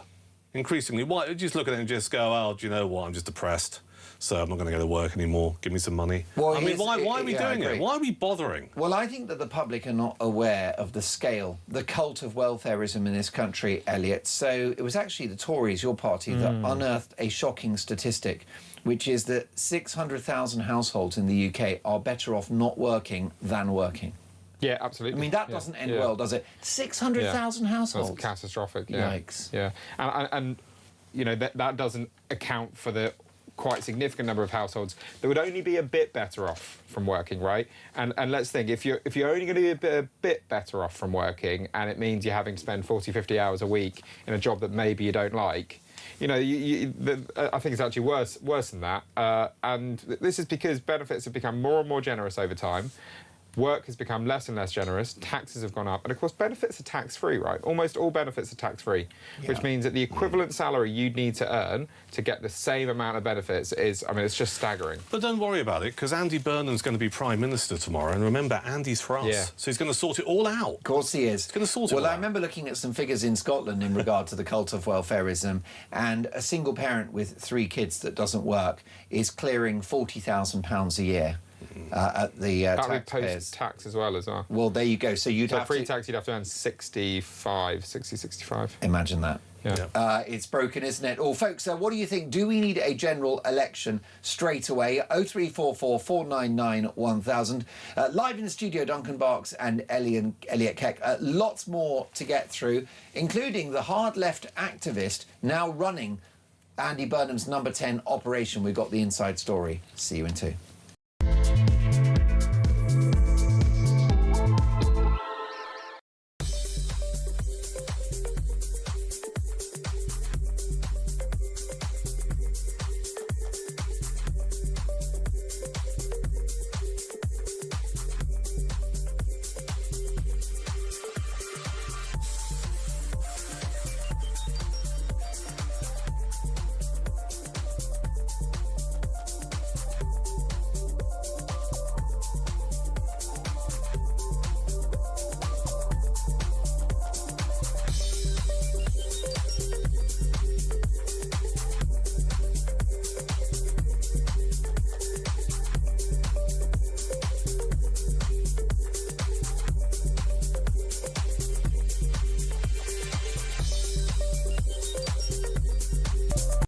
We've had a uniparty in government for many, many years. They've cut our defences, they've opened our borders, they've emptied our prisons, they've seen law and order decline on the streets, they've gone for crazy net zero agendas. You know, whether we've had Conservative or Labour government, the results have been the same. We're arguing Britain is broken and needs fundamental and radical change. And we should be allowed to make that argument and let your viewers and listeners make their minds up whether they want it or not. And we should be able to do that without fearing for our lives. across the UK. On DAB+, on YouTube, on your mobile, and on your side. This is Talk. Andy Burnham's strategy chief backed annual wealth tax. Andy Burnham's chief political strategist lobbied for a 2% annual wealth tax on the ultra-rich to raise another £24 billion to fund benefits. The Telegraph report that Matthew McGregor, who was appointed last week by the Labour Prime Minister in waiting, endorsed a policy paper entitled Winning the Argument, published ahead of Keir Starmer's first budget in 2024. It tells the government how to successfully sell a fresh tax raid on the 2,000 richest people on assets worth over £10 million. The problem we have, Elliot Keck, is that socialism doesn't work. We've already got 1 in 6 from last year's Sunday Times Rich List having left the country. We're anticipating losing 16,000 millionaires this year alone. It doesn't end well if you have an environment which is hostile to wealth creators. It makes all of us poorer. Yeah, we've had the highest exodus of the wealthy of any country in the world, and it's by quite some margin. And if you want to see a sign of a failing, dying economy, it is the wealthy and successful fleeing.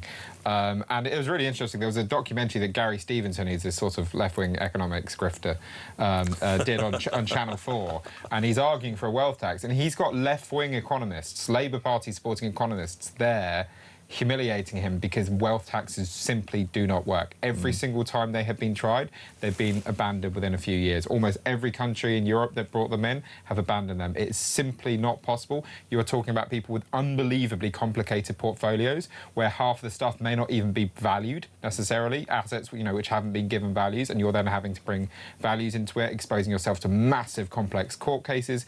If their wealth is in stocks, I mean, imagine, let's say, Elon Musk sold half of his stock in, you know, Tesla or whatever it is overnight. That stock would plummet in value. It would plummet in value. So that what looks like something that might be worth £100 million in stocks or whatever it is, if they suddenly sold all of it, that stock value would actually be worth a fraction of that because the stock price would plummet as a result. So you're talking about very complex portfolios. It's not going to work, and it's just going to make all of us poorer. But it's the traditional, isn't it, not to be surprised, politics of envy by any Labour politician. You know, Andy Burnham surrounding himself with people who are pretty hardcore left of centre. One of the architects of his successful campaign to become Labour's latest MP and consequently Prime Minister and leader of the Labour Party is Louise Haigh, who was the Transport Secretary. Viewers and listeners to Talk may remember her. She got confused over phone ownership. Yeah, she knows a few things about phone theft, doesn't she? Yeah, I mean, it's on the record she's a convicted fraudster, but put that to one side, she is quite hardcore left-wing. So he is surrounded by people who have this kind of mindset. She, in the past, has advocated for a land value tax. Why does that matter? Because it means that people in the southeast of England and people in London in particular are going to get hit really hard if they introduce land value tax. And I'd make the observation, I want the whole of the UK to prosper, but what we're going to see here, I think, is Andy Burnham, who seems to take this view that a lot of the ills of this country are down to the southeast and London, and therefore let's tax them harder until the pips squeak. Well, the pips are already screaming. People won't put up with it anymore. And regardless of whether or not you're a multi-millionaire or someone who happens to have a decent, you know, a decent house in somewhere like Canterbury and Kent, they're going to come after you. The difference is the multi-millionaires can disappear off to another country around the world, right? The majority of us and our parents or whatever who work hard and have managed to accrue assets, we won't do that for all kinds of reasons. We want to see our grandchildren live and that kind of stuff. So therefore, we're going to get hit hard with it. And it's almost like we used to have in the past, and it was very much focused, I think, in the 90s and the noughties of the north-south divide, right? Well, actually, you could argue that some of Burnham's plans are just going to actually stoke that further. Yeah. It's like blame the South for everything. Blame the South. You know, and this idea, this ridiculous gimmick of a number 10 North in Manchester, you just kind of go, really, what's that realistically going to achieve? And I can't see it achieving anything apart from the fact it's a nice headline. I think they're struggling to even get civil servants to agree to move up there at the moment.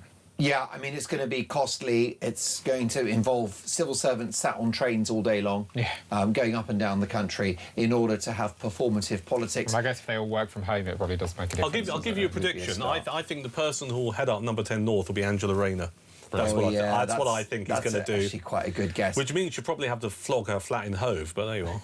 I don't think that people realise just how left-wing this incoming Prime Minister is going to be, Elliot.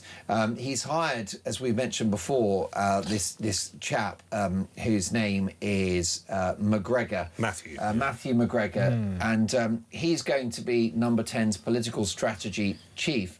And he used to be Director of Campaigns and Communications for a group called Hope Not Hate, who are an activist group that would love to shut down Talk, the Daily Mail and GB News. I mean, these people are illiberal and I would argue quite scary. They're a really vicious, nasty organisation. They're illiberal, anti-democratic, anti-free speech. I mean, Duncan and I, I'm sure you know, really good, decent, honest, quite moderate Conservatives who Hope Not Hate have come after and quite relentlessly pursued. It's a really toxic organisation. Included in their vitriol has been the late Anne Widdecombe. Yeah.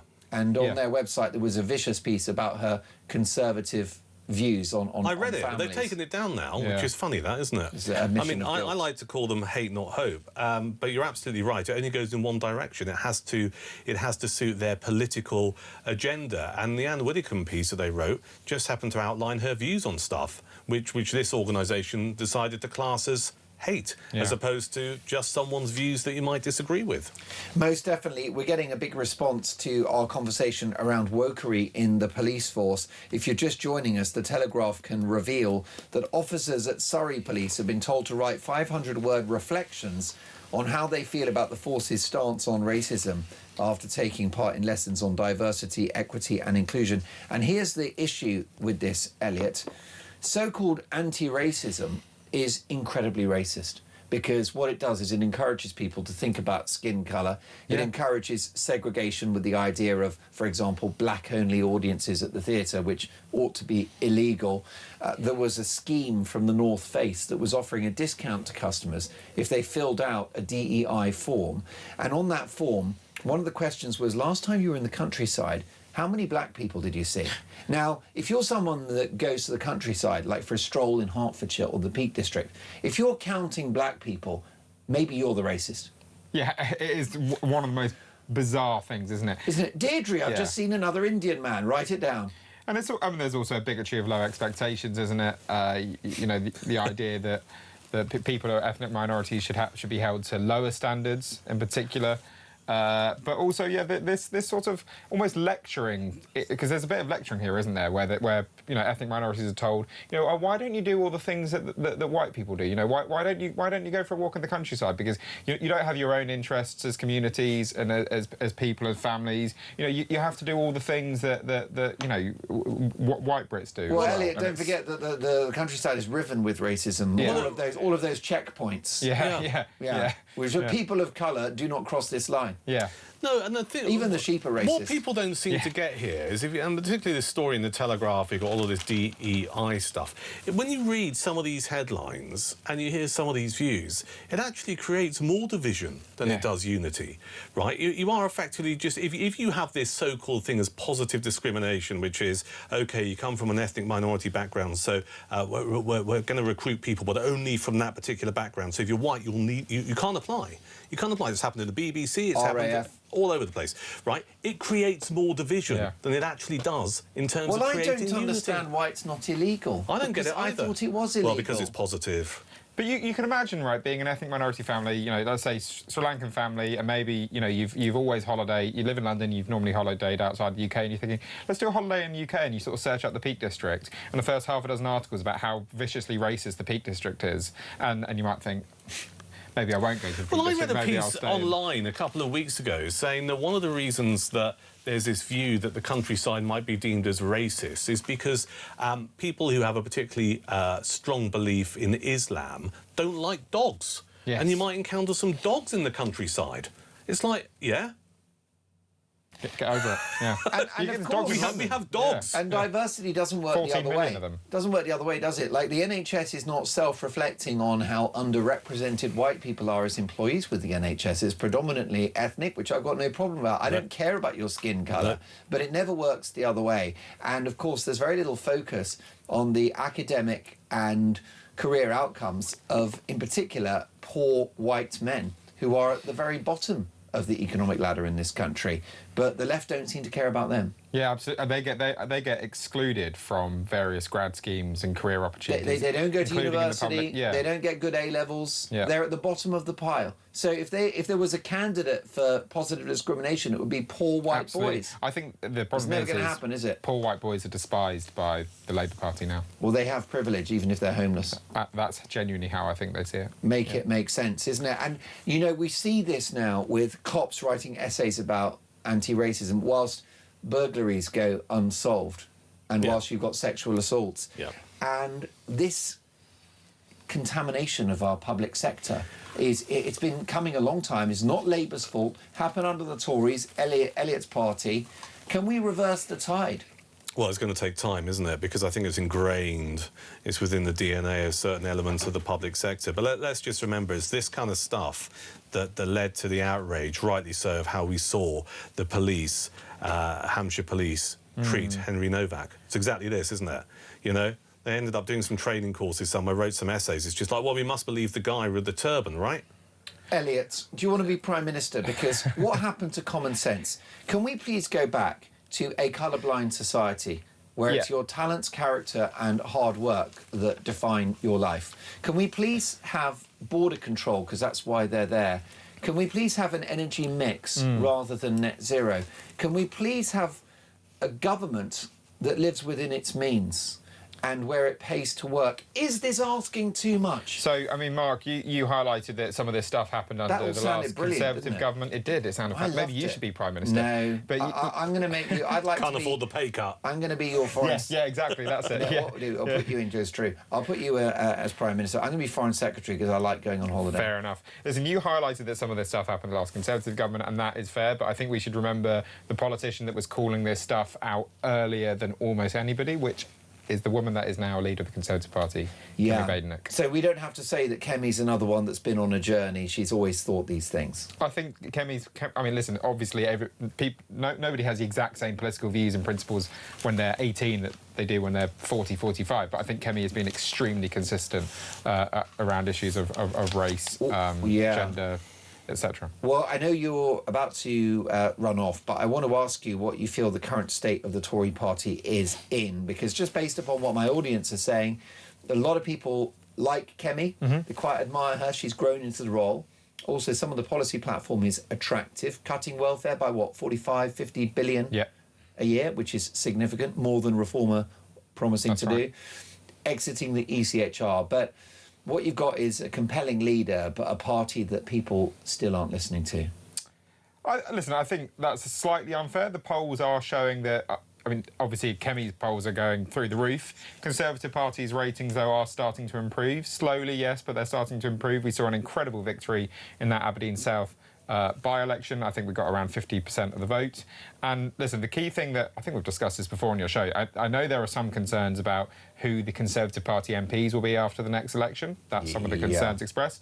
Well, Kemi made very, very clear that unless you commit to her agenda, in particular on net zero in the ECHR, you will not be a Conservative Party candidate at the next election. So that was a really key move that we needed her to make, and she's made that move now, and hopefully that will reassure some of your listeners.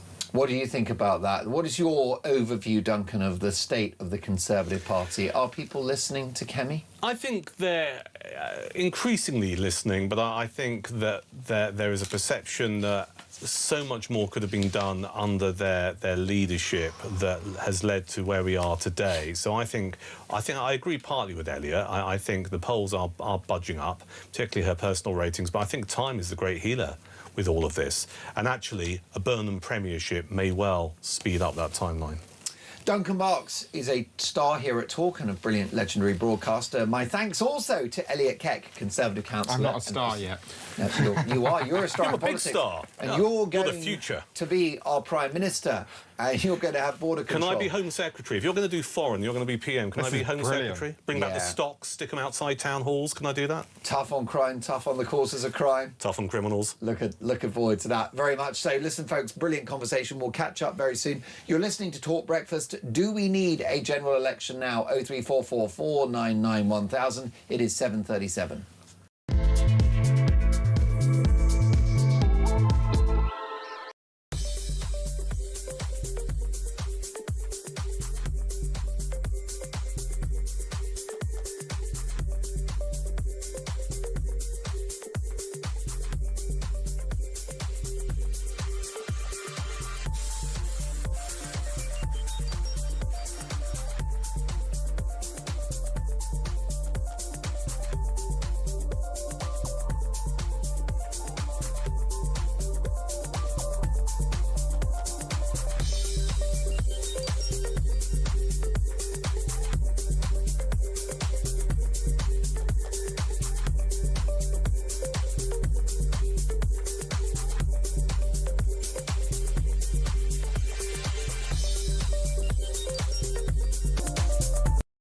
across the UK, on DAB+, on YouTube, on your mobile, and on your side. This is Talk. You are listening to Talk Breakfast. It is 7:38, and Donald Trump's World Cup chief has thrown his support behind Argentina in the row over the football team's Falkland Islands banner. For reaction, let's speak to one of Britain's most respected historians, Martin Whittock. Good morning, Martin. Good morning, Mark. Great to see you and great to see the viewers. Lovely to see you again. It's been far too long. We love having you on the show. Can you explain to my audience why that improvised sign was so offensive to Brits and to the islanders? Yeah, well, perhaps a very, very quick explanation about what the Falkland Islands sovereignty is all around. OK, before European settlement and discovery in the 16th century, there was no permanent, as far as we know, indigenous population. We think the Falkland Islands were basically barren with no population. France established a settlement in 1764. Britain founded one in 1765 on the Falkland Islands. But then the French ceded its settlement to Spain. And this is significant in the story. In 1767, there was a falling out between the British and the Spanish. But the Spanish continued to occupy the islands until 1811. But then they withdrew. And what happened then was the United Provinces of the River Plate, that's the predecessor to Argentina, then claimed the islands in 1820 because it said it had inherited what had been the Spanish ownership of the islands.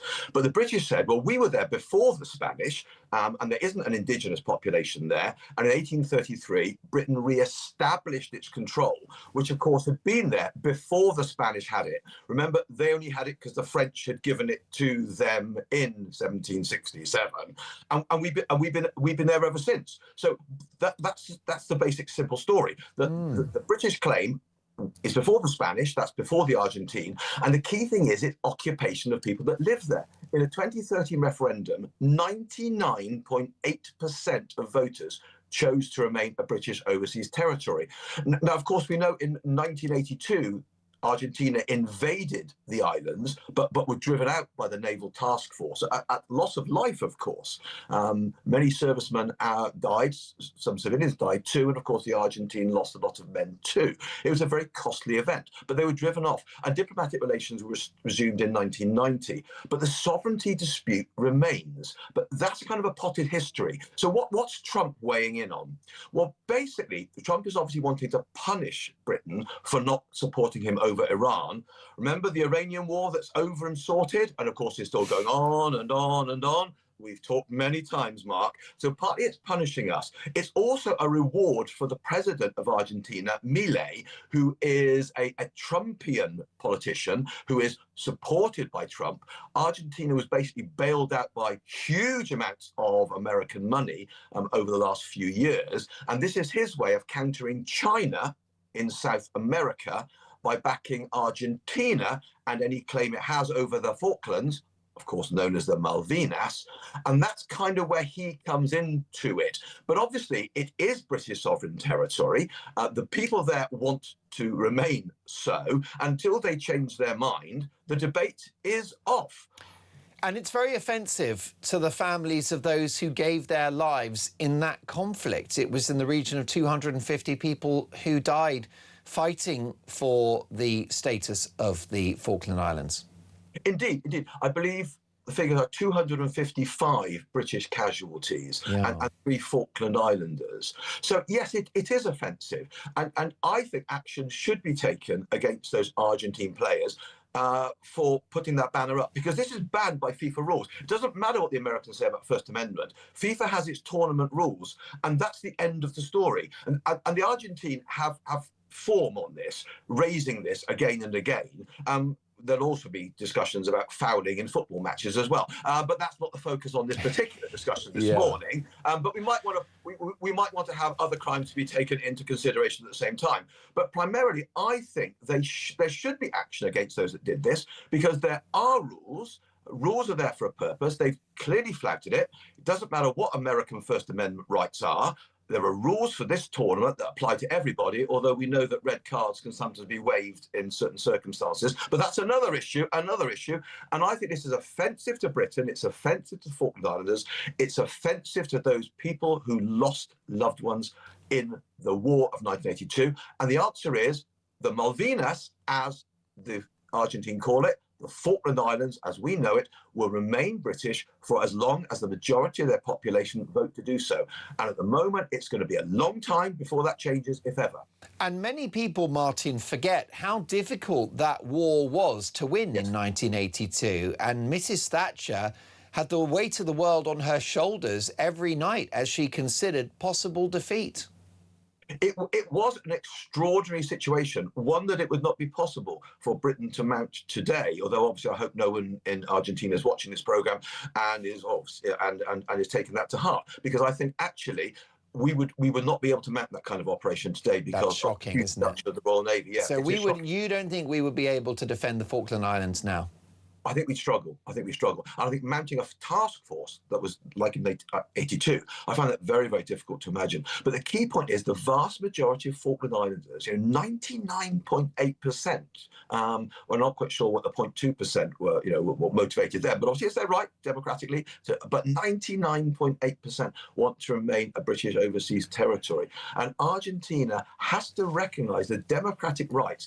And President Trump, although you might find it advantageous to back Argentina in his geopolitical tussle with China over influence in South America, needs to recognise the rights of the Falkland Islanders are paramount, and FIFA and the World Cup have their regulation rules and they must be adhered to. Whether anything will happen, of course, before the final is anybody's guess. On past form, I think it's highly unlikely anything will happen. But something should, because that was a clear breaking of the rules. And we need to establish that there are ground rules in football, as in everything else. And Martin, before you run, you've always struck a note of caution in regard to Donald Trump's decision alongside Israel to attack Iran and to seek to prevent them from making nuclear weapons. A worthy cause, perhaps, but execution has been a problem, which you said it would be. Is this now looking like a forever war? Yes, it is. The Iranians always knew they had a potential chokehold of the Strait of Hormuz, but they have demonstrated it remarkably now. They don't even have to attack. They just need to have to threaten to attack. And whatever Donald Trump says, if maritime insurance companies will therefore not insure ships to pass the straits, they are shut even without the use of drones or missiles. And that is something they've woken up to in a most extraordinary way as a direct result of this US-Israeli attack. And it is looking like a forever rumbling war. Very unfortunate. Martin, you called it early. Brilliant to have you on the show. Wish we had longer, but let's catch up soon. I never need an excuse to have Martin Whittock on the show. Arguably Britain's favourite historian, one of the most published historians in the country. Folks, so much more to come. Do we need a general election? 0344 499 1000. This is Talk.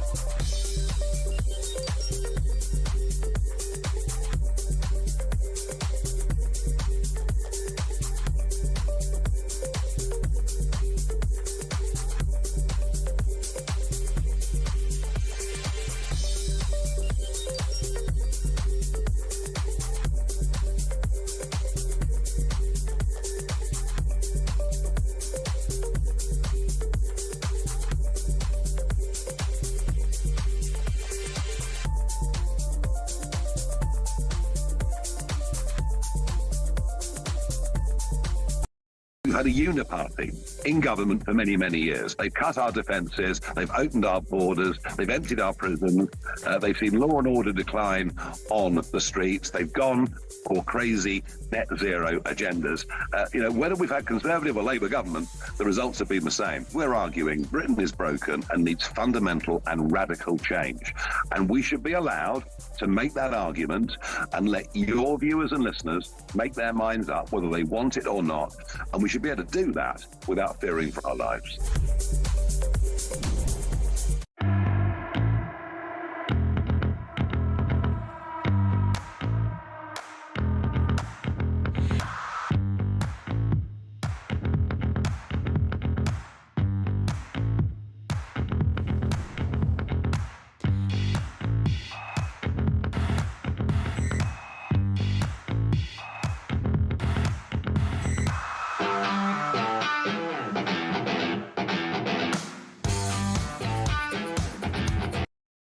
Across the UK, on DAB+, on YouTube, on your mobile, and on your side.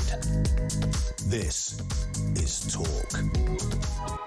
A royal exclusive in the Sunday Mirror. Harry wants more UK visits with kids. Prince to continue controversial fight for taxpayer-funded security.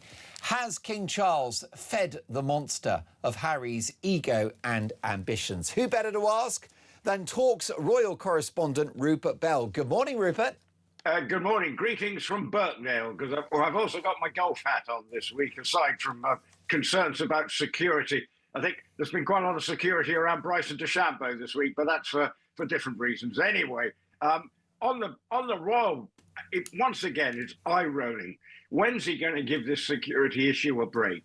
That seems to me the overriding thing. He lost the court case, which was all about intrusion and sort of the privacy and the security. He came here last week. Was there an issue? I don't think there was. I think the important thing is if he's coming here and it's private, then I don't think the security is such an issue. If he's bringing his children for private visits, what he wants is this half in, half out scenario, because he'll look back at last week's visit when he was here for the Invictus Games, of him going around doing his work as a member of the royal family. He still can't differentiate from the fact that he's no longer a working royal. He thinks he still is. Do you think the Sussexes are effectively trying to reverse Megxit? I think there's something going on there in Harry's mind, because I think he's rudderless. He doesn't really know what he's doing now. If you look at what he's got in the States, the only thing he seems to have that is about him is, i.e. being a full-time dad and helping to run the Invictus Games. I'm not sure what else he's got.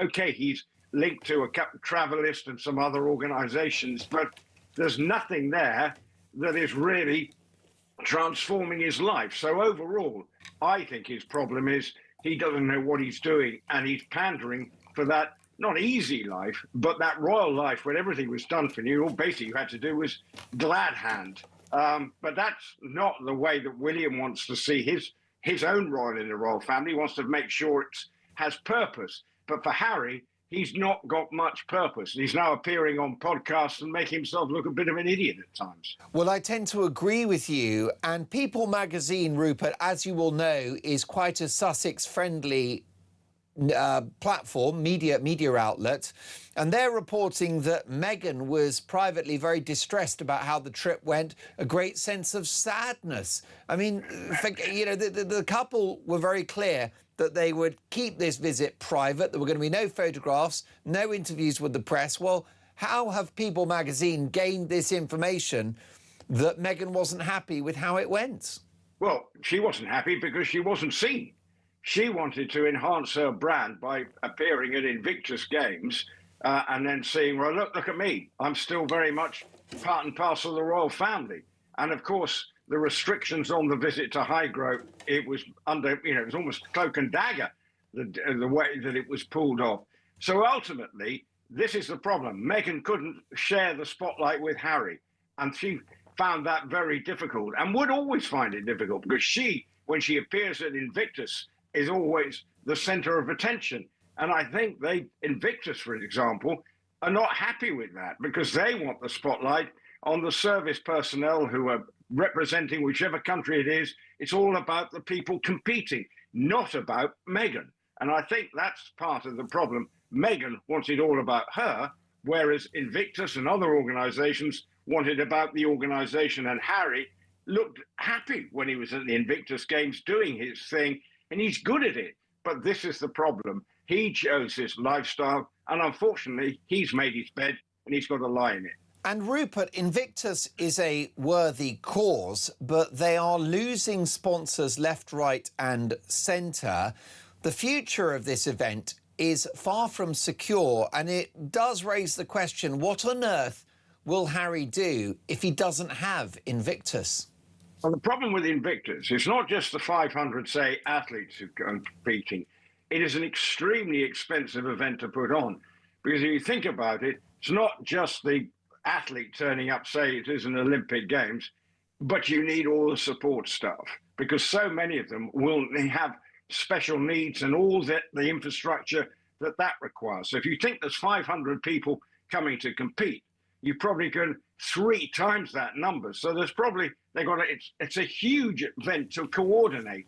And as a result, it's hugely expensive to put on. Its intentions are magnificent, but the problem is it is an expensive event to put on, and you need lots of sponsors getting television coverage.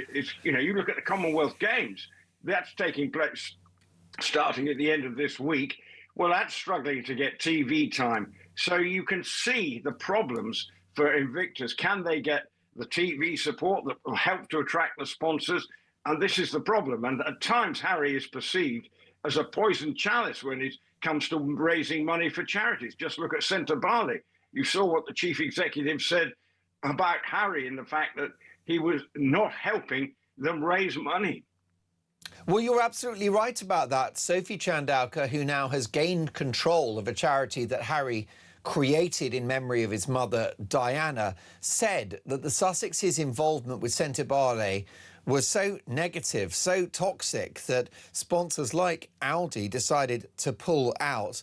And I do worry that the days of Invictus are numbered. We're going to have an event in Birmingham next year, Rupert, but it's certainly my understanding, speaking to a few royal insiders, that the future of Invictus is far from guaranteed. And you have to wonder, don't you? I mean, really, no Invictus, no Harry. His entire identity is tied in with this event. Well, yeah, I mean, he's involved with Well Child and 1 or 2 other charities. But yes, Invictus is the one he's sort of, he's laid his colours to the mast with this one. So it will be interesting. I mean, I would love it to survive, because I think the intentions, sure, the what's behind it is absolutely right. And you talk to the competitors who have taken part in it, it gives them a sense of purpose after, some life-changing injuries on behalf of whichever country they're representing. So it is important, I think it does find a place. But the problem is Harry is a bit of a toxic brand, and that is part of the problem. And because they know whenever he's around, and if his wife is around, it is a distraction. But whereas when we see him doing his good work on his own, he's very happy doing it. And actually, they see the old Harry, because that's what he was about. So I hope he does find a way, it finds a way of continuing post-Birmingham. I think, that the intention's there, lots of goodwill, but it's more than goodwill nowadays. You need hard cash to make these events work. Now, there is more bad news potentially down the tracks for Harry, Rupert. The publishers of the Daily Mail, who were, of course, victorious in Harry's legal action against them, may, according to the Times, go for the jugular over Prince Harry's legal bill after its High Court victory. Associated Newspapers, which publishes the Mail, is likely to try to remove spending caps to force the claimants, which of course include Prince Harry, to shoulder costs of more than £50 million.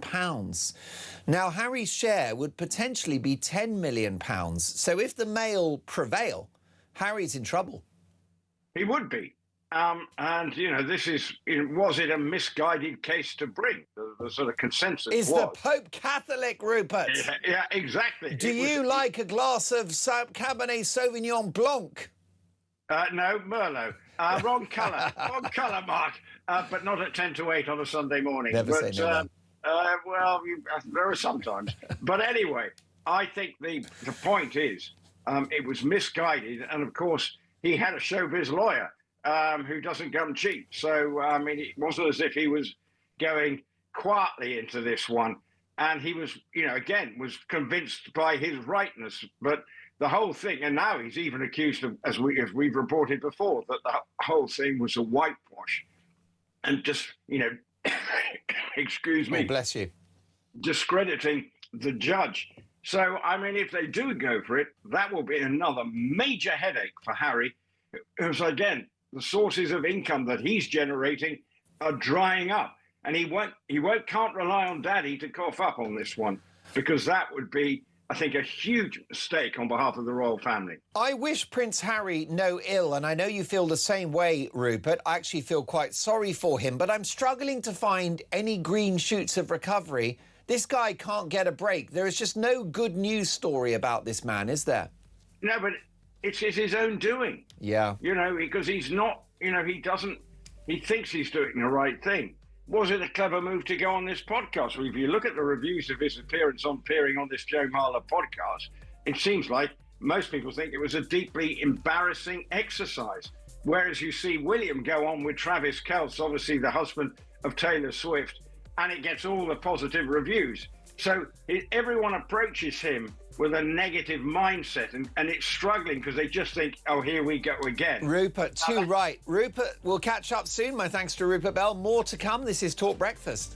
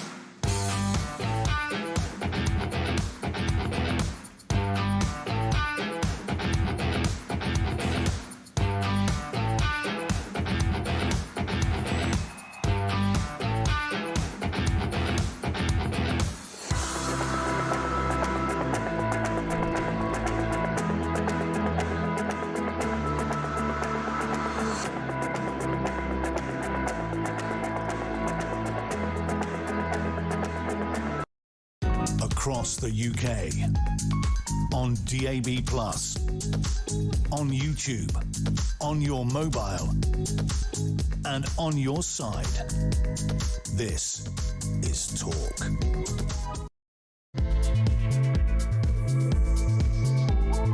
2,000 of the country's most dangerous criminals, including rapists, are set to be released early under Labour plans. Meanwhile, an ultra-woke police force has got cops writing self-reflective essays about racism whilst crime soars. And the hard-left activist running Number 10's operation as Andy Burnham prepares to become Prime Minister tomorrow morning. So my question to you is a simple one. Do we need a general election? If so, which way would you vote and why?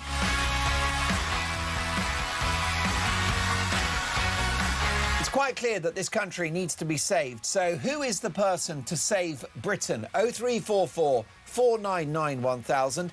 Text the word talk in your message to 87222. Leave us a voice note and let's talk. You can hear us on the radio, DAB+, in-app and online. You can also watch us. Head to YouTube, search Talk and Up We Pop. Louis is directing our TV output this morning. Kira is taking your calls. Luke is pressing the buttons. He's our lead engineer. I've never sounded better. And the boss, the executive producer of Talk Breakfast, the man responsible for all the magic on this show, Dean Spencer. But what do you think, folks? Do we need a general election? Which way would you vote? 0344 499 1000. Let's talk.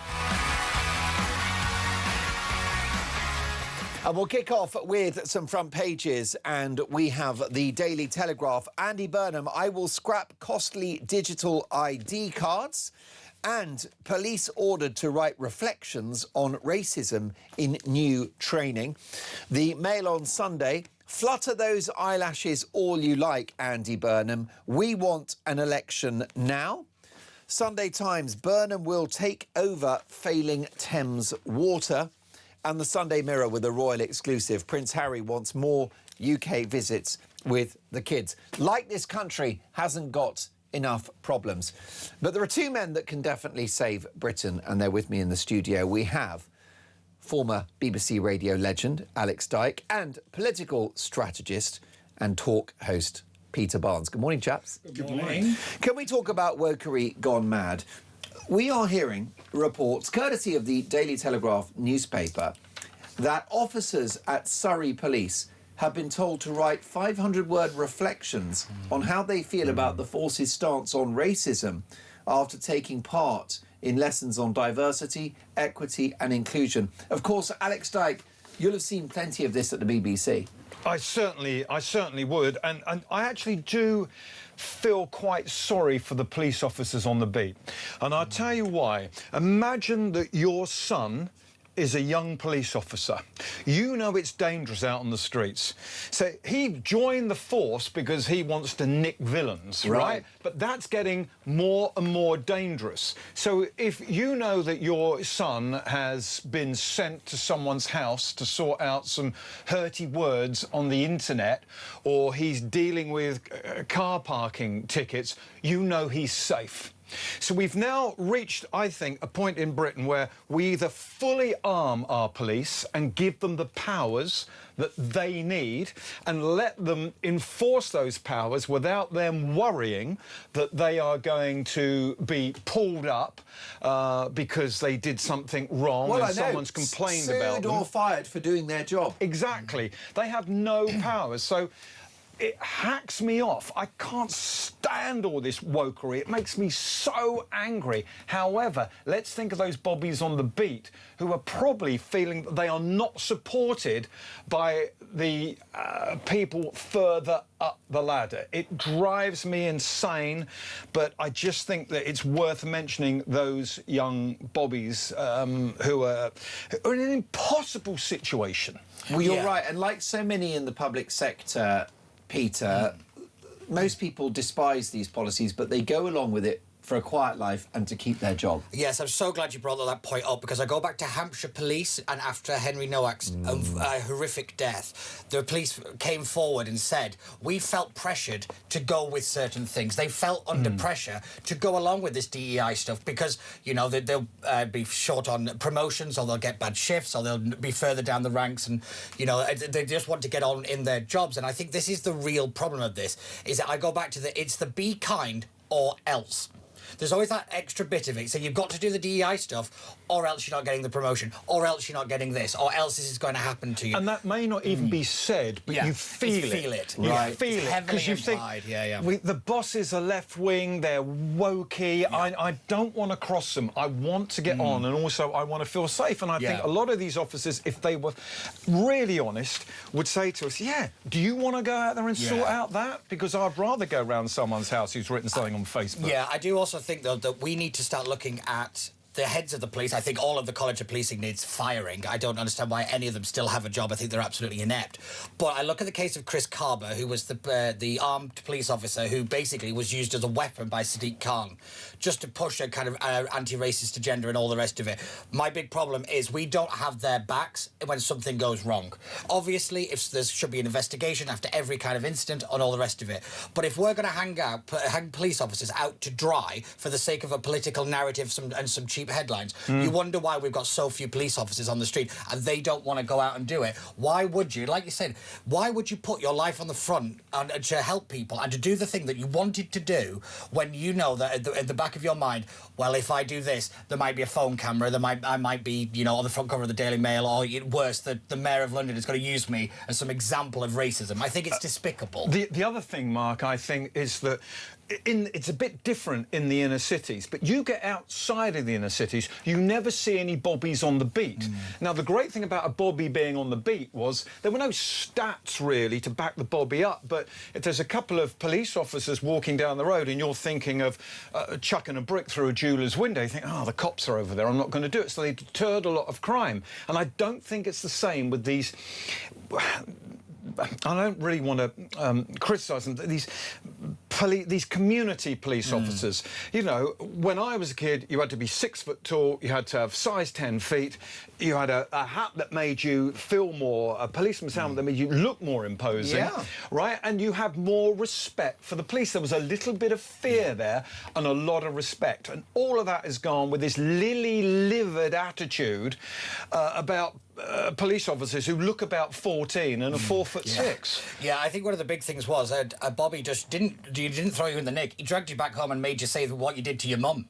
That's what that used to be. That kind of Bobby on the beat in small communities. They were part of the community. That is I always listen to Peter Blexley about this and Neville when they talk about how knowing things on the ground is local intelligence, knowing what's going on, knowing who's doing what, and you know, being in the pubs and being out on the streets, you find out 10 times more than if you ever just sat behind a desk or just sat and watched CCTV. Well, maybe, you know, Andy Burnham wants to go back to the 70s economically, right? Good luck with that. Well, maybe we should go back to the 70s policing-wise and bring back the Sweeney. Well, that is exactly, Mark. It's like, once again, by the way, can I just very quickly say this, and just going off piece very quick. When I come in to talk to us, there's loads of different TV monitors on, and I looked up and I thought, they're playing the Club Tropicana Wham video. Then I looked again, I thought, hang on, Sun-Kissed, George Michael Stubble, it's you. It wasn't Wham. Well, it you're was very you. kind. If you're watching on YouTube, I have forgotten to shave for the last 3 days, and I did get dressed in the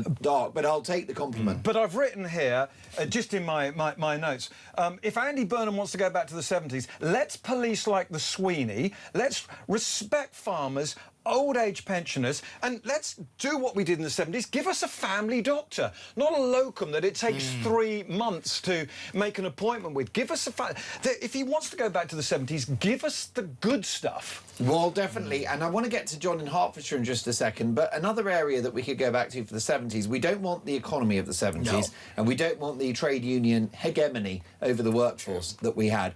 But I do wonder, we talk a lot, Peter, on this show, don't we, about money and a country that doesn't live within its means and the cost of servicing our debt, and all of that's true. But actually, a lot of our problems are cultural, and we see that in the public sector with this kind of wokery, with two-tier policing, political correctness. And a lot of that could be fixed quite easily without spending a dime. Yeah, it's called a pink slip in a box, and there's the front door. Pretty much, that's what you have to do. It was called the Long March through the institutions, and what basically happened is everybody who went to university got given the same kind of education and taught the same thing. They're now running the institutions. They're now at the top of the civil service, top of the banking, top of the media, top of the political establishment, top of the legal side of things as well. And that's why everything feels like it's all kind of like an establishment in one direction, all focused on this kind of DEI stuff. It's because it's the same class and the same era of people that are now running the country. And it's why elections don't work anymore. That's exactly the point. It doesn't matter who you vote for. Yeah, so basically, Blair brought in what was kind of been known as the stakeholder society or the quangocracy. In other words, Blair doesn't have to be in power, but Blair's people are in power because they're in the institutions, they're in the bits that actually run the country. Politicians, I hate to break it to people, don't have that much power anymore. It is now the institutions that have it, and unfortunately, it's being run by people who don't have the British interests at heart because they don't live in the same Britain as the rest of us. And it's the establishment media who are cheerleading open borders and mass unchecked immigration. It's the establishment media that are cheerleading net zero, which is the effective deindustrialization of the country, and it is the establishment media who are cheerleading the cult of welfarism. Speaking of which, John is in Hertfordshire. Good morning, John. Welcome to Talk Breakfast. Thank you for having me on. Great show as always. Thank you, John. Listened with great interest earlier on when you talked about wealth tax and Andy Burnham's ideas around who is wealthy and who actually isn't. I'll give you a good example. I've lived in the southeast all my life. We've always had a wealth tax. It's been called stamp duty. Yeah. The amount of stamp duty that myself, my family and friends have had to pay in the southeast just to live here is obscene. But I'll give you a good example. My son's had to borrow £450,000 to enter the housing market and the stamp duty that came with that. Now, if Andy Burnham decides to hit him with a wealth tax with a mortgage of over £400,000, who is actually decided he's wealthy all of a sudden? He will be paying a mortgage for over 40 years at probably £1,500 a month, and Mr. Burnham's going to decide he is wealthy versus someone who lives up in the north who may have borrowed £60,000 or £70,000 to buy their house. It's just a crazy, obscene way of taxing people in the southeast, and I think he's going to widen the north-south divide by doing that. And I think he's going to alienate voters in the south with this, number 10 North and this sort of North-centric approach, John. And you mentioned about your son, and I wish him well for trying to improve his life and get on the housing ladder. When he's older, if he gets dementia, then the state will probably take his house off him. So why did he bother in the first place? Well, and there you have it, and there you have it, and there is already a north-south divide, and say it's called stamp duty, and we've lived with that all our lives down here in the southeast. And I understand that wages may be slightly different in the north and the south, but believe me in this, it's not exponentially that amount different living down here in the southeast. Most definitely, John. I wish your son well. Wish you well as well. Thank you very much for an interesting call. Alex Dyke, your reaction. I mean, what on earth is a rich person? Well, how do you measure it? Because he makes a very, very good point. Some of these houses, we all will know people who've got a house in Fulham that would have been a worker's house back in the 1930s or the 1940s. He may have worked somewhere on the Thames or something. There'd be a small cottage. Yeah. Now that's probably 2 million quid's worth. Now, it's not a mansion, but if you want to live in the south, if you want to work in the south, you're pulling a heavy financial train just to own that property, where up north, the same property, we all know this could be £60,000 or £70,000 in some parts. It's just not right. And what Andy Burnham's going to do is he is going to widen the north-south divide. And this number 10 North thing, it's a nice little headline, particularly if you live in the north, but it's not going to work because he's already hacked off people in the south who think, well, hang on, is he Britain's Prime Minister or is he the Prime Minister of the North? Yes, indeed. I mean, so much of this administration looks like it's going to be performative, doesn't it? Oh, yes, it is literally. He's a pantomime dame at this point. He's behind you. Oh, no, he isn't. That kind of stuff. But I will say, though, that the reason the house price difference exists is because you have a significant difference in economic output between the North and South, significant difference in life expectancy, job opportunities. The economies are radically different between the North and the South. There is a reason house prices are different. There is more in the South than there is in the North. That is Andy Burnham's perspective when it comes to the North-South divide. It's like, yes, it's going to start hitting the South in the pocket. However, the North has been hit in the pocket pretty much since the North existed. And I think this is what he's trying to do the rebalance with. My thing on number 10 in the North is this isn't really about moving office furniture around. This is about giving back control to people in the north of England who believe London has run their lives for them. He's taking the narratives of Brexit and of the Reform Party and of people like that and using it to win over a kind of northern national identity Yes, again. but Donald Trump wouldn't move the White House to Kentucky, would he? It's not a good look. The difference is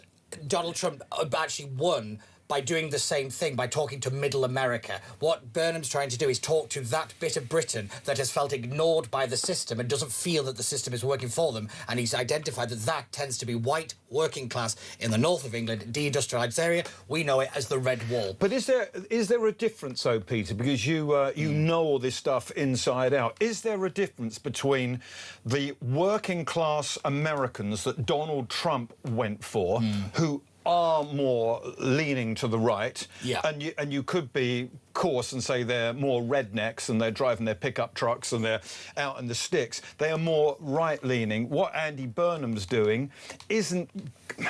It is going to the left, but are there enough of them? Because aren't those people more likely to swing to the right? They do culturally, but economically they're still very what we used to call vintage Labour. So it's the Tony Benn kind of era. That's why he wants to go back to the 1970s. If you go around most of these kind of Northern Red Wall seats, they will say that they like Margaret Thatcher, but they didn't like her economy. They didn't like the impact that those communities felt through the closure of the mines, because when you shut a mine in a big town, like, say, for example, in Wigan, it decimated the area. All jobs were linked to that. And that's basically what happened. But so basically what he's trying to do is feed into this kind of... yes, you've got to be strong on family, culturally right-wing, all that, Britain identity, all that kind of stuff, but shifting his economy to being much more to the left, which is basically the Bennite policy. And he's not stupid, because he's made himself Prime Minister with no mandate, and he wants to remain Prime Minister and win the next election. Yes. And it's very interesting what you're saying with this number 10 North, win back the Red Wall. And also, just lately, he's been very pro-Palestine, criticising Labour's response. That's to take on the Greens. That's to shut down the Greens. And that's to hoover up some British Muslim votes who are on the left. Definitely. So the guy's not stupid. He might be bad news for the country, but he knows what he's doing. Yeah, it's also if you look at major cities, which is what the Labour Party vote is made up of different constituency parts. So it's students, it's the Muslim vote, it's kind of lower professionals, basically. And basically what that kind of disintegrated under Keir Starmer. So what he's trying to do is to build that back, and he's using the Palestine issue pretty cleverly, actually. How much of this is the individual politician, and in this case Andy Burnham, and how much of it is a small elite team behind him steering him? Well, it's interesting, because Burnham's team, he seems to have known for a very long time.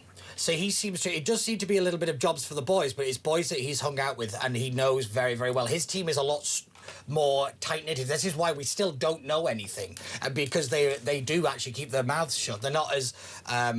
they're more loyal to Burnham than they were to Starmer. And they're very left-wing, because two of the key people in his operation were part of Hope Not Hate, which is an activist organisation which would like to shut down Talk, the Daily Mail and GB News. Folks, these are the people in number 10. Be afraid, be very afraid. Let's take a short voice note if we can, Luke. Let's take a listen to Phil if we can. Morning, Mark. It's Phil from Durban in South Africa. Mark, every time I look at this man, Andy Burnham, I just worry. Just to look at him in his cheap suits and his black T-shirts. He's never held a job in the private sector, never made any decisions. What's he going to look like on the world stage when he's mixing with the G7 and the G20? He can't even make a speech without reading it from notes. He just looks pathetic. Great show. What about this, folks? And thank you for your kind words, Phil. Appreciate it. Lots of voice notes to get through. Prisoners are flaunting their cells on social media. So they're in jail because they're bad people that have broken the law.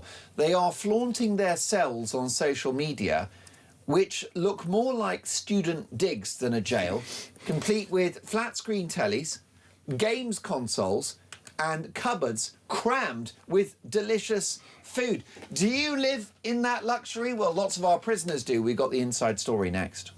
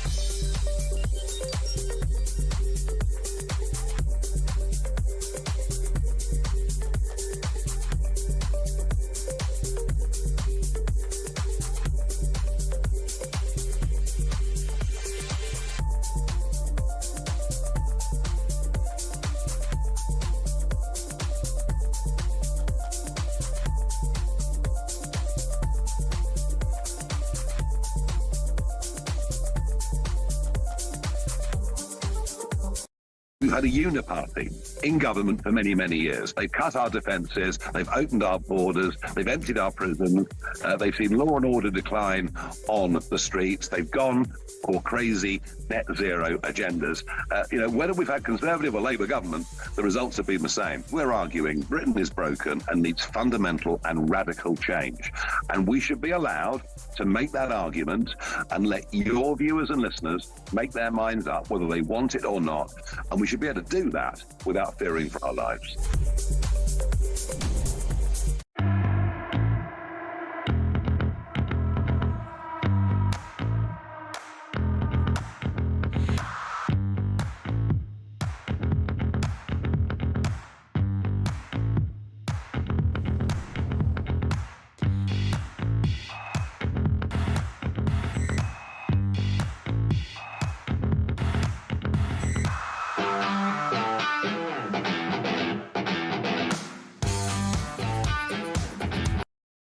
Across the UK, on DAB+, on YouTube, on your mobile, and on your side.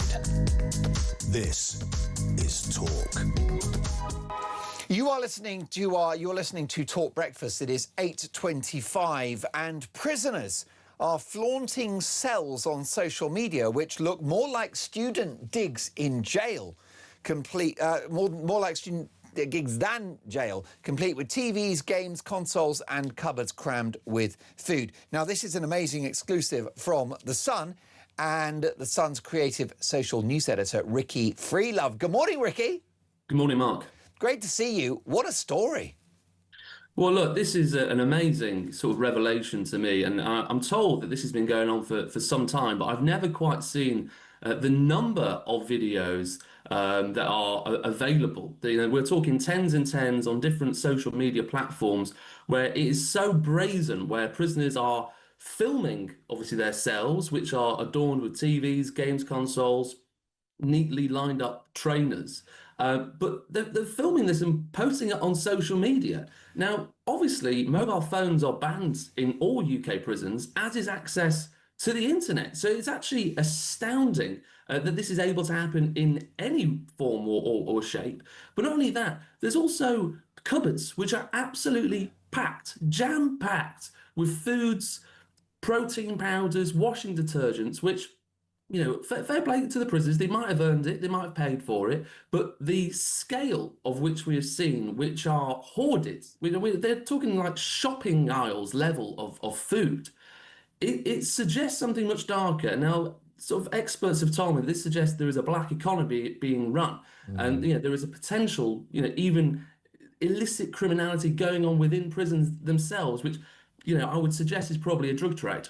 Well, most definitely. And it's a slap in the face, isn't it, Ricky, to victims of crime, that the perpetrators of these crimes are accommodated so luxuriously. Absolutely. And look, you know, we're not talking one or two videos here. These are tens of videos where prisoners, presumably on Cat B, Cat C, Cat D wings of wards or prisons, you know, it's really quite lavish. They look like teenage boys' bedrooms or student digs. And meanwhile, there are victims out there who are often still suffering from whatever crimes have been, you know, perpetrated against them. Meanwhile, the lags inside are having a lovely time, you know, often listening to music, playing on TVs.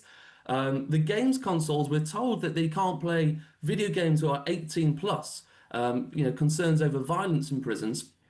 I found direct evidence of one prisoner playing Call of Duty, which I'm told is banned. I found others which are watching Netflix, watching Now TV. They're not supposed to have access to the internet. They're not supposed to have access. But obviously, we've got all these dodgy USBs which are available now. The world's their oyster. They are clearly on the internet. They're posting these videos live from their cells. I mean, it makes a mockery of the criminal justice system, and it will stick in the craw with your readers at The Sun, Ricky, and our listeners and viewers here at Talk. The point about prison, yeah, it doesn't have to be lock them up and throw away the key, but it is supposed to be a punishment. Yeah, and it's far from it. You know, the number of comments I saw under these videos, which sometimes, yeah, they've got quite a big audience, sometimes only 10 people have seen them. And the comment time and time again is, that's better than my room, that looks like my student accommodation, or that looks like my holiday camp. You know, with one commenter referring to it as H&P Butlins, which I think sums it up altogether. You know, it looks like a holiday camp. Yes, it's a big problem, and obviously the authorities will look at this. The issue you've got is there's a tension, isn't there, between making sure that prison is a punishment, Ricky, but keeping order in our very overcrowded prisons. And I think that's why the authorities are so indulgent of inmates, because if they're not, you often get trouble. That's right. And look, there is a very fine balancing act between, one, obviously keeping prisoners sort of sane, I guess. It reduces violence. I've seen reports which suggest allowing a prisoner who might only have an hour or two out of their cell, access to a TV, obviously reduces boredom. It reduces the amount of violence that we might see in the back. You just have to excuse my daughter in the background there, Mark. But we know well, I think Philippa is probably a natural broadcaster like yourself, Ricky. In fact, I think we should get her on. I think she'd talk a lot more sense.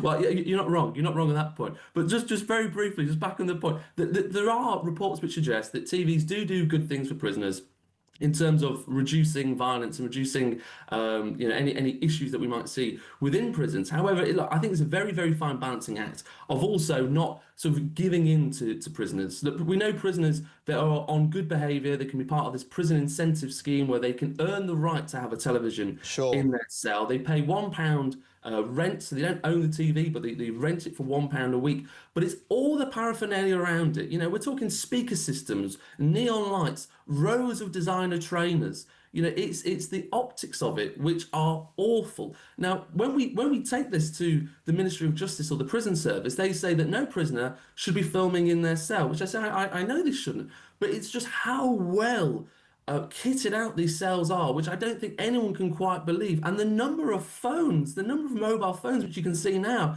is astounding. These are iPhones which are being smuggled in. And I'm told tens of thousands of mobiles are being smuggled in every single year. And of course, they're using those phones to buy and sell drugs within the prison estate, which is mind-boggling to me that you can get drugs into prison, but here we are. The other issue that we've got, Ricky, is the brass neck of these people. It's one thing to have the flat screen telly and the well-stocked cupboard, but bragging about it on social media, it makes a mockery. They are literally laughing in our faces. 100%. And look, this is so endemic. You know, I think for us, the people that are outside of the system, you know, it's really quite shocking. But I spent, you know, a couple of days researching into this. And once the algorithms start and you start getting into sort of jail talk and cell life and all that stuff, you get more and more and more videos. But you have got prisoners who are communicating with each other in different cells, posting videos to each other. You know, it is astounding the level that it is so brazen. And in your face, I cannot believe it's taken a Sun investigation to reveal this. Yeah. For the MOJ to then contact the social media companies to have all of these videos removed. Well, you've just been recently recruited by the Sun. You've already broken some massive stories for that paper, Ricky. How did this one come about?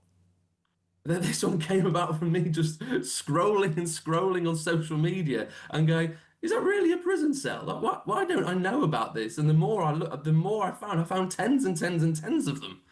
Well, I think that's incredible that you unearthed it in that way. It's just old school journalism, basically just, looking at the evidence and exposing it.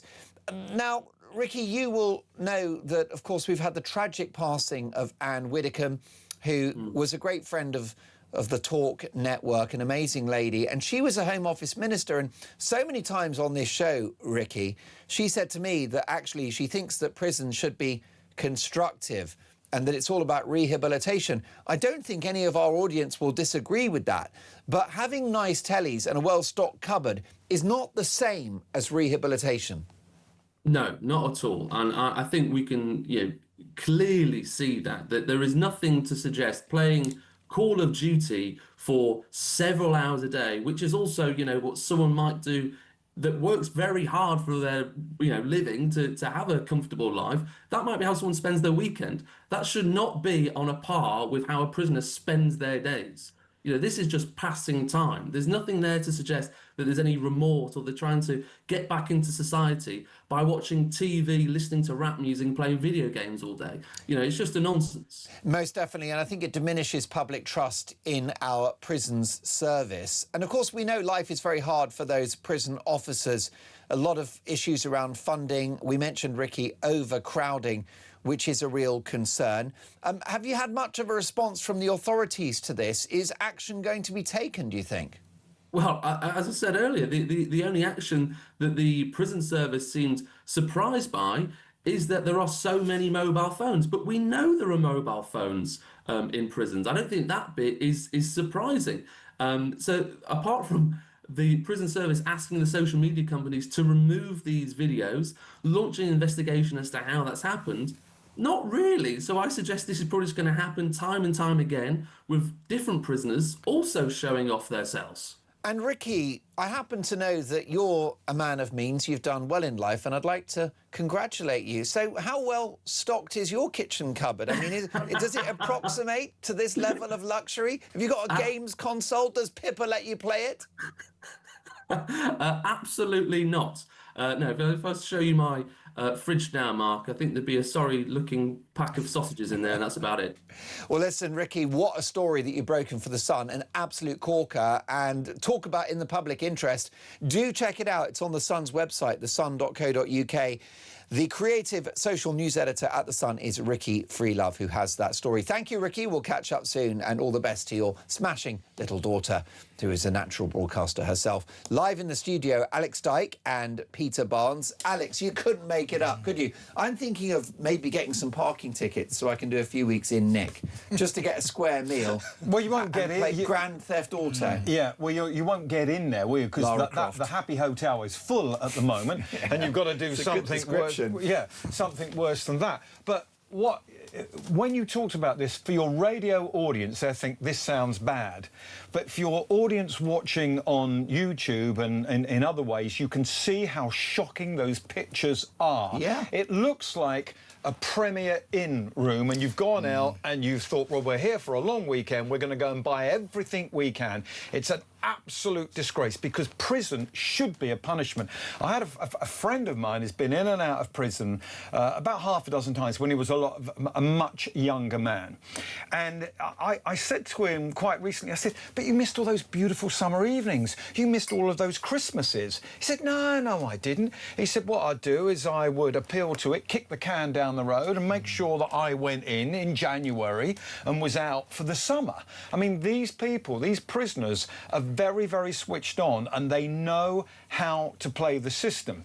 But this is on another level. And to think that someone could be in there listening to rap music, which is quite violent in its nature, Correct. Some of it. Sexist, misogynistic, homophobic. All of that. And they could be playing war games and violent games in prison is an absolute disgrace. It's made me really, really cross, so much so that I want to grit my teeth as I say it. I know, and Peter, we're nuanced and balanced here on Since Talk when? and on this show. Stop the press.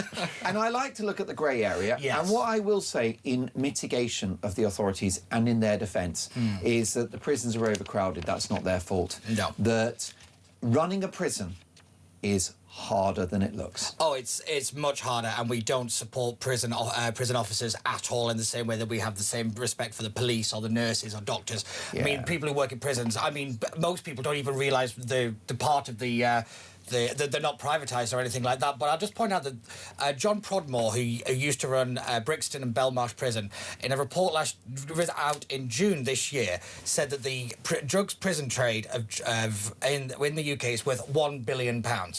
I mean, It's worth seriously. £1 billion. It's up 39%. Oh, in a year. and the issue we've got to be real about this, is that the prison guards allow the drugs to go around because it keeps the troops happy. Yes, realistically. And keeps them quiet. It keeps them safe. But aren't we getting back, guys, aren't we getting back to what we said about police officers wanting to feel safe? Yeah, so I'm going to go round and talk to some old lady who's put something on Facebook because that's safe. Oh, you're so right. Are these prison officers thinking, let them, if they want to do a bit of dope or whatever they're doing, and they want to watch Xbox, at least they're not going to riot tonight because there's not enough of us. Correct. And we haven't got the backup. Bingo.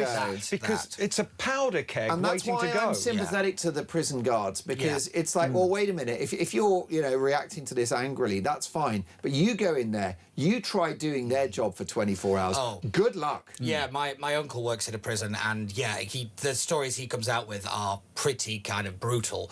But I will say, though, I looked at that, and I've been a student for most of my life, and I never lived in a place that nice.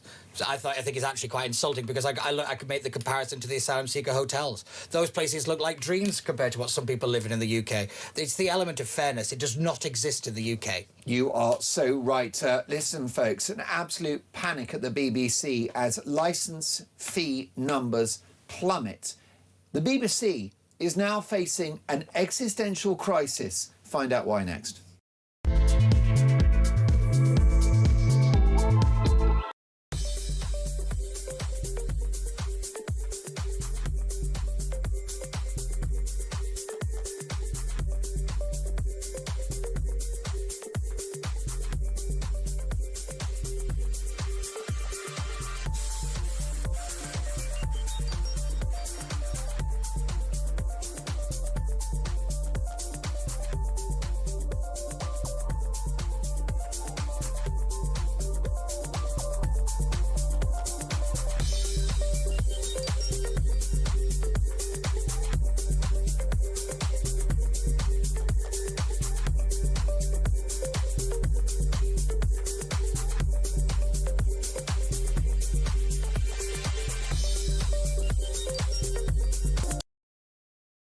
Across the UK, on DAB+, on YouTube, on your mobile, and on your side. This is Talk. Now. You are listening to Talk Breakfast. It is 8:40, and we've been talking about the criminal justice system and prisons. What a great exclusive from the Sun newspaper and Ricky Freelove on prisoners living the high life with well-stocked food cupboards and flat-screen tellies and PlayStations, all the rest of it. Well, meanwhile, thousands of rapists are going to be freed under Labour's early release scheme. What does that do for public safety? Well, on that subject, here's a voice note from Sarah. Morning, Mark. Great show. I keep harping back to Keir Starmer's speech about how he's left everything in a much better place than when he took over. And yet today they're announcing that they're going to let out all these vile, horrible individuals to put women and young girls in danger. A lot like we haven't got enough of that going on already down on Bournemouth Beach and Brighton Beach and goodness knows what else. I mean, it's almost like they don't care about women. There is a loud and clear and present feeling of misogyny in that party. And I'm sorry, but that goes for the women as well. But nasty rapists should not be allowed out of prison to put our young women in danger. It's absolutely disgusting. So no, Mr. Starmer, you haven't left the country in a better place. And now we've got this bloody ego with eyebrows coming in who just thinks he's God's gift. Well, we'll see. Hey. Sarah, you're so right about how actually the political left don't care about women. I think they despise women in the same way they despise the working class. My proof of that will be that open borders, illegal immigration, and also mass uncontrolled legal immigration is really bad news for women, because we don't know the background of these people, and some of them will have archaic medieval attitudes towards women. Some of them may well be capable of a sexual assault because they come from different cultures where in many cases women are seen as second-class citizens. So that's why the left, in my view, have an issue with women. They're happy with open borders, which is bad for women, and of course they're all in with trans madness, which has culminated in a male double rapist being accommodated in a female prison. So if the left claim that they are feminists and pro-women, then I've got, you know, my uncle is a monkey. Listen, let's take another voice note. This is Steve on Andy Burnham. Steve from Yorkshire. Mark, I'm confused. Do we listen to people when they say we can't have a general election because although we're changing leader, it's the party you vote for? Because Andy Burdon has just come in and he's saying but he's going to scrap the ID card. Starmer said he was having it. So are we voting for the person or the party? Even though Starmer brought it in, it wasn't in his manifesto in the first place.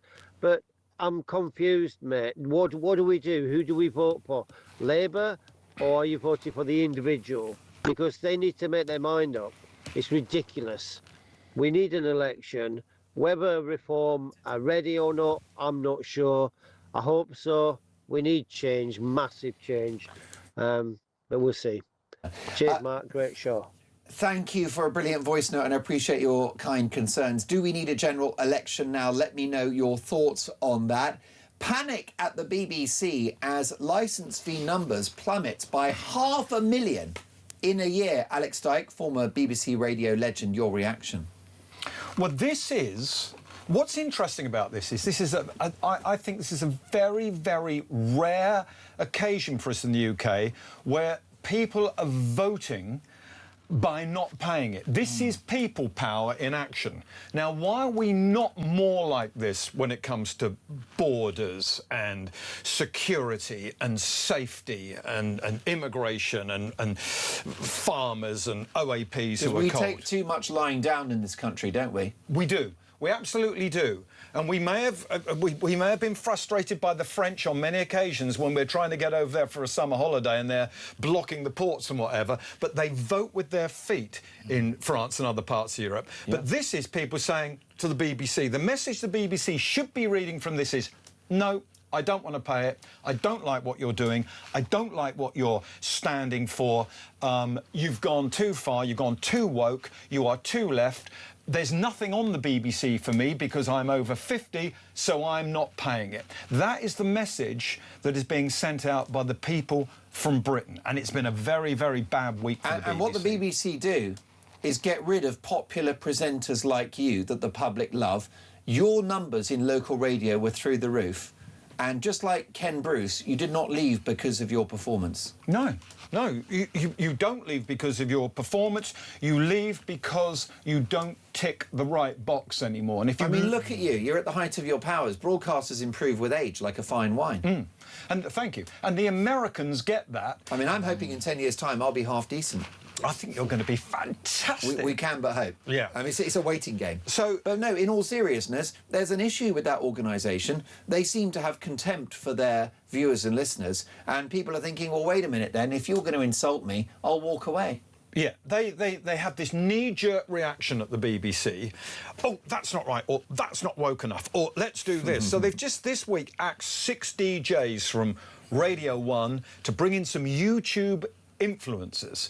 And the reason that they're doing that is these influencers, these YouTube stars, already have an audience of maybe 2 million subscribers or something like that. So we think, right, we'll put them on Radio 1 and we get the listeners. But radio doesn't necessarily work like that. You need professional broadcasters who can, like you do, Mark, all the time. You tease into the next hour. You take the audience with them. You realise there's power in listening and maybe in the pause. These kind of YouTubers, well, some of them are very, very popular, and it works on YouTube. It might not work on the radio. And look at the Claudia Winkleman disaster of that chat show. She says she's leaving because that woman can do anything on the TV. If you can present Strictly and Traitors, you can do a chat show. Yeah. It's just that she's got under half the audience that Graham Norton got. Yeah, I mean, the issue with the BBC is that it's made by people with a mentality that does not reflect where the public are at, Peter. No, and it doesn't know who it's talking to. That's also one of its big problems. But for me, I always go back to what Tim Davie, the former Director General, said in a select committee meeting about the TV licence. He said, and I quote, "I can't believe we're still getting away with this." Yeah. I mean, the fact that even the Director General was saying, how is the TV licence still a thing? And they're still being able to use it and can put it up and put it up and put it up. I mean, it's absurd to me. I have to admit, but you'll know 10 times more about the BBC than I will. I just want to say quickly, I was listening to BBC Radio 4 the other day, and there was a promo on, a trailer running about the licence fee. And I wish I had a copy of it that I could play you now. Was it like propaganda? Was it like North Korea? Yeah, it was. It was. Now, remember, the BBC licence fee pays for you to listen to any radio station. Well, that is not true. It's for the BBC. If you listen to Smooth or Capital or Virgin, they're not getting anything out of the licence fee. And I thought, how can you actually do that on BBC Radio 4? It's a disgrace, but they just get away with it.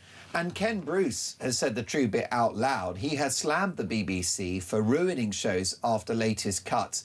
And this is a guy, don't forget, that was the host of the biggest radio show in Europe on Radio 2 mid-morning and was allowed to leave the corporation.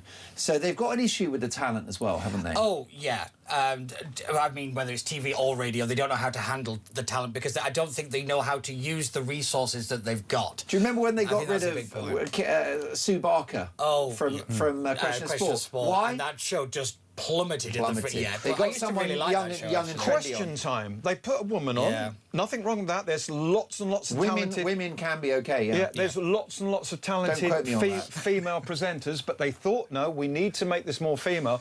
The audience went from, I think, 3 million. Fiona Bruce gets 500,000. She's killed that show.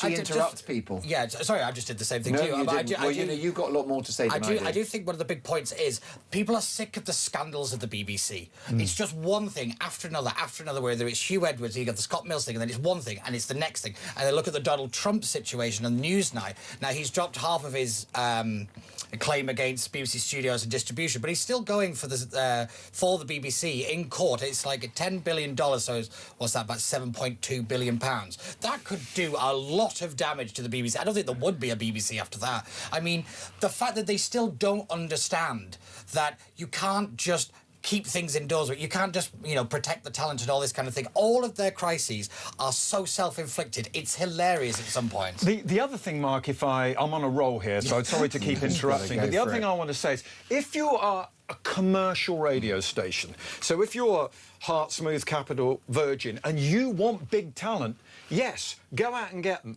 Go out and get it and pay them as much as you like. But don't... Scott Mills would do the Radio 1 breakfast show, or anyone, or the Radio 2 breakfast show. Any of those guys would do it for 150 grand a year. 200 grand, because then you can go and open supermarkets and do gigs and whatever. He was getting £750,000, right?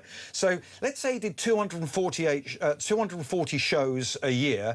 He was getting over £3 grand a show. Wild. Which is BBC licence payers money. That is wicked and it is wrong. But it won't change until there is the element of risk and failure. Because the money tap will always be on. They can just keep trying a show. If it doesn't work, we'll just move on. That's the thing. They'll just move the talent into a different show. No punishment for failure. Exactly. So commercial radio, you have a bad thing, it will hit you on the bottom line, and therefore there is a consequence to the action. At the BBC, because the money tap could just be turned on, they'll run to the government, they'll get more money. That's why none of it will change. As Elon says, the richest man in the world, a very successful entrepreneur, always look at the incentives. Yeah. And that's how you have a successful organisation and a successful society, if the incentives are right. Yes, without a doubt. I mean, the guy didn't become a trillionaire for nothing. Just a bit. More to come. This is Talk Breakfast. Don't forget Dolan's Dispatch on the way, 8:52.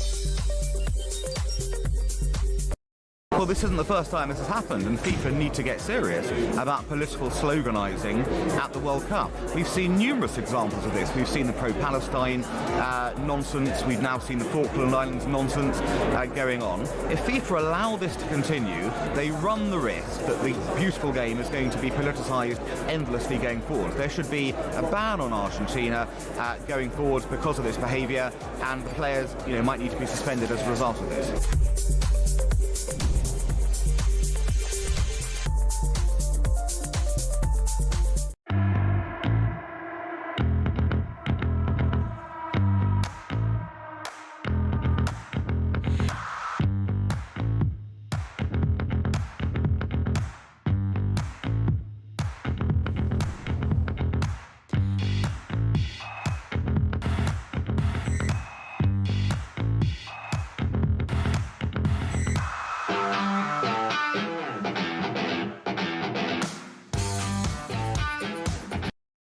Across the UK, on DAB+, on YouTube, on your mobile, and on your side.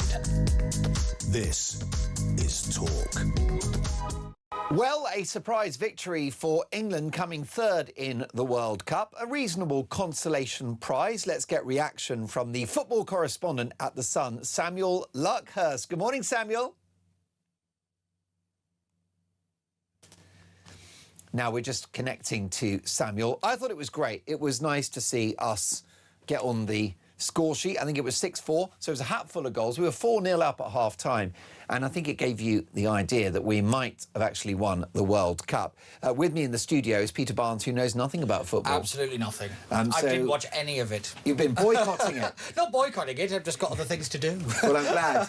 But actually, the media coverage of it's been really good. The BBC, ITV and talkSPORT have done a great job. Has it been on your radar, Alex? Well, I watched the I watched the last match, and I was so excited because I'm a fair weather football fan, Mark, and I thought I'll watch it.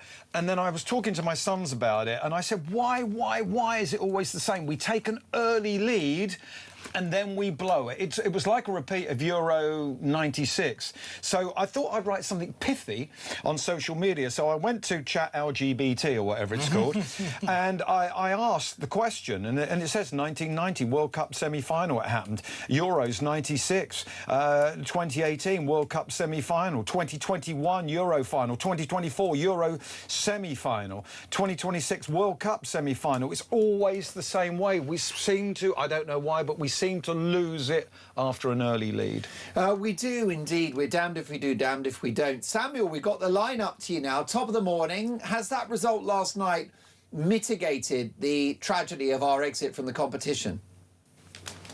Certainly not from the supporters' perspectives. It does lift morale slightly. It was a very entertaining and and fun game to watch. But one of the reasons why it was entertaining and fun was because it was meaningless, and there were people trying to almost correlate that game last night with what happened in the semi-final. I think Tuchel was asked afterwards, or sorry, it was Anthony Barry who was asked at half-time, was it frustrating that they performed like that now rather than against Argentina? But the comparison is just totally moot. They were two entirely different games. So although technically England they've had a par finish coming in the semi-finals, I think people would have regarded them as one of the 4 best teams, and it is technically their second most successful World Cup campaign. It's just the manner of that defeat to Argentina that it's going to take a long time for the majority of England fans to get over.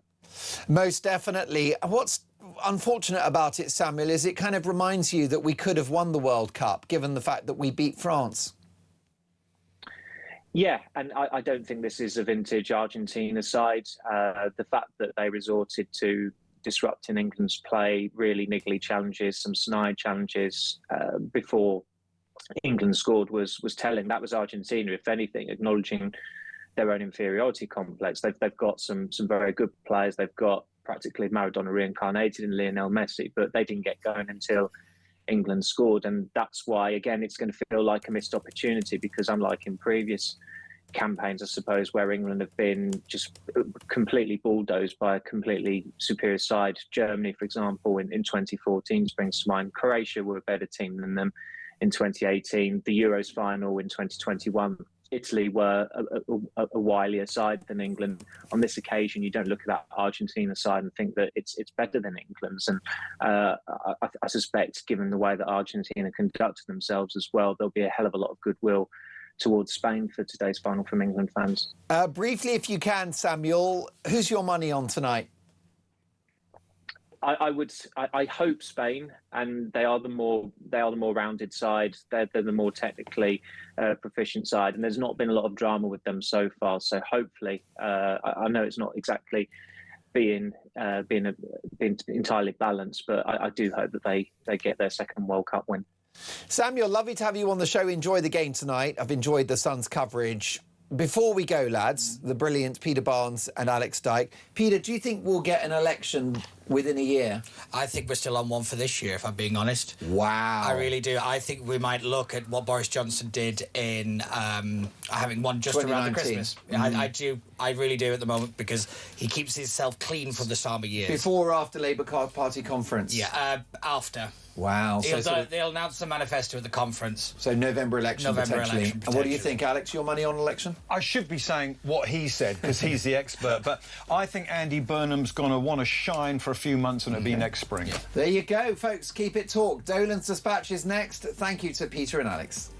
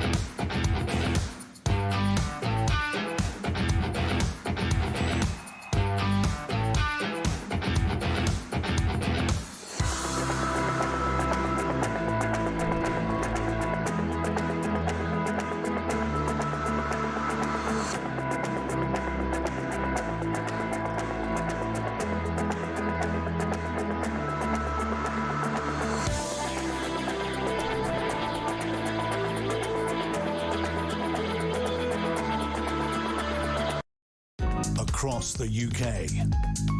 On DAB+, on YouTube, on your mobile, and on your side. This is Talk.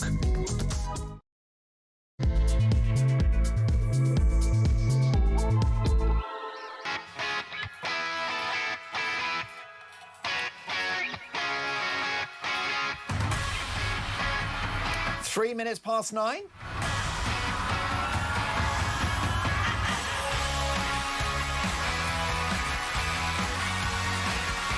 Top of the morning, happy Sunday, one and all. Mark Dolan with you for a busy hour on Talk Breakfast. Breaking this morning, 2,500 of the country's most dangerous criminals, including rapists, are set to be released early under Labour plans. An ultra-woke police force has got cops writing self-reflective essays on racism whilst crime soars. And the hard left activists running Number 10's operation as Prime Minister Andy Burnham takes power. My question to you this morning is a simple one. Do we need a general election? 03444991000. Text the word talk in your message to 87222. Leave us a voice note and let's talk.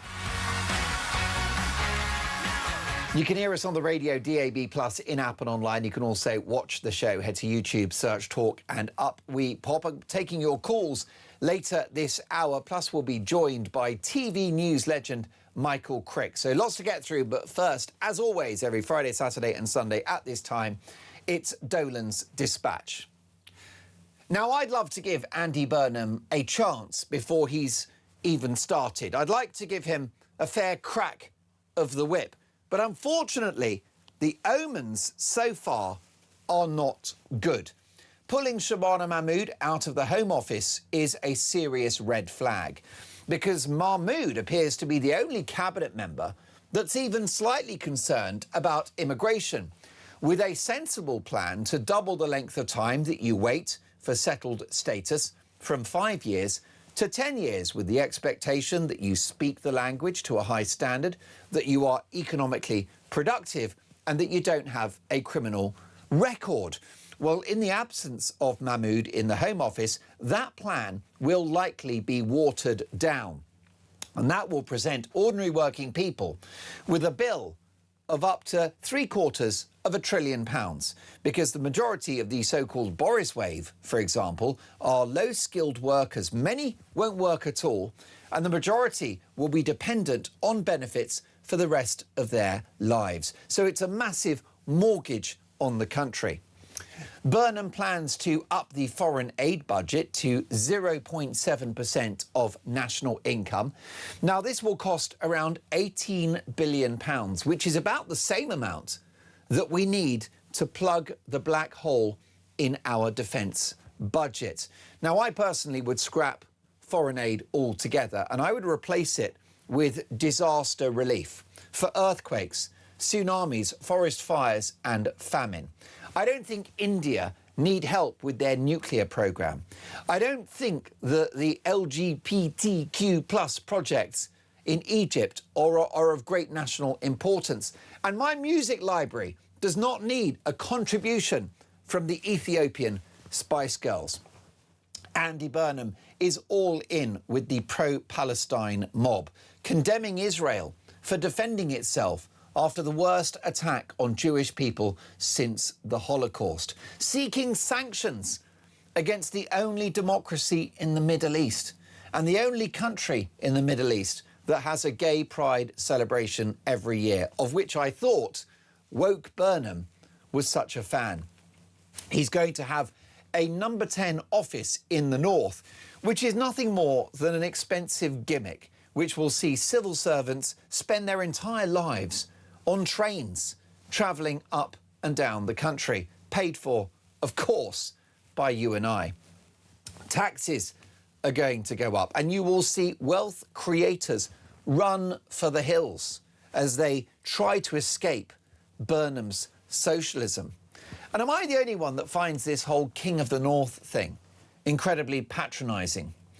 The regions of this country, they don't need his help. They need him and the government to get out of the way. to lower taxes so that businesses can start investing and hiring people again, and lower taxes so that people can decide how best to spend their own money, which I think we've learned in the last few years they're a lot better at doing than any government. Now, one of the few glimmers of hope are reports that Burnham will allow drilling for some oil and gas in the North Sea, but without granting new licences, which I'm told by Number 10 will not happen. This is too little too late. We've got to drill like it's going out of fashion in order to rescue our energy supply and bring prices down.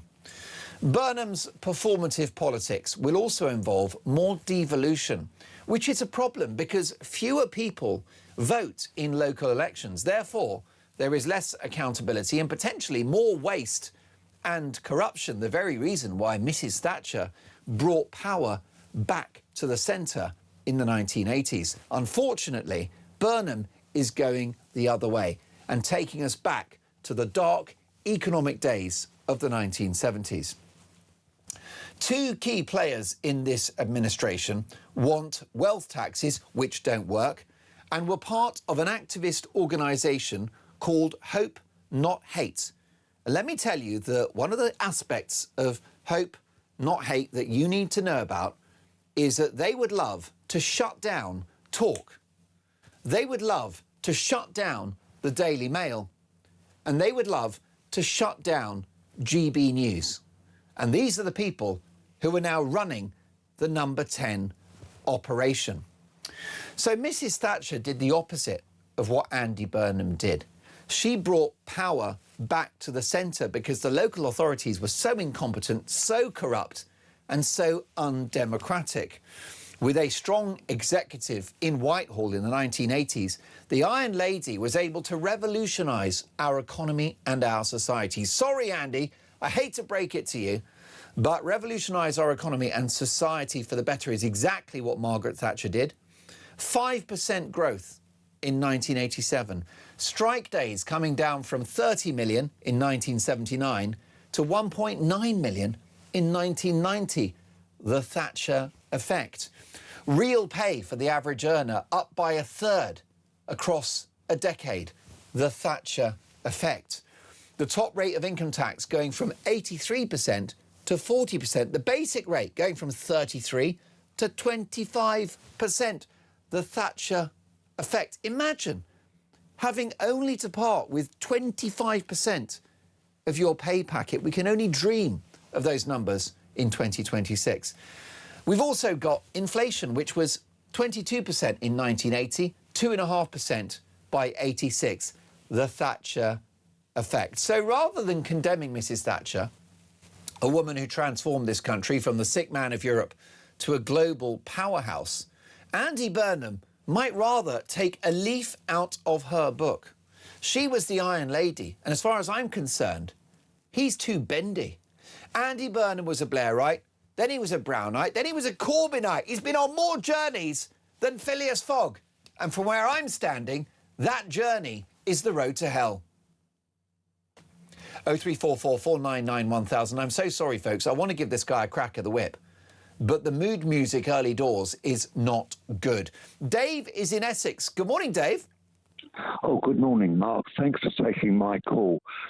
Regarding the prisoner living conditions, I think we might be seeing this from the wrong perspective.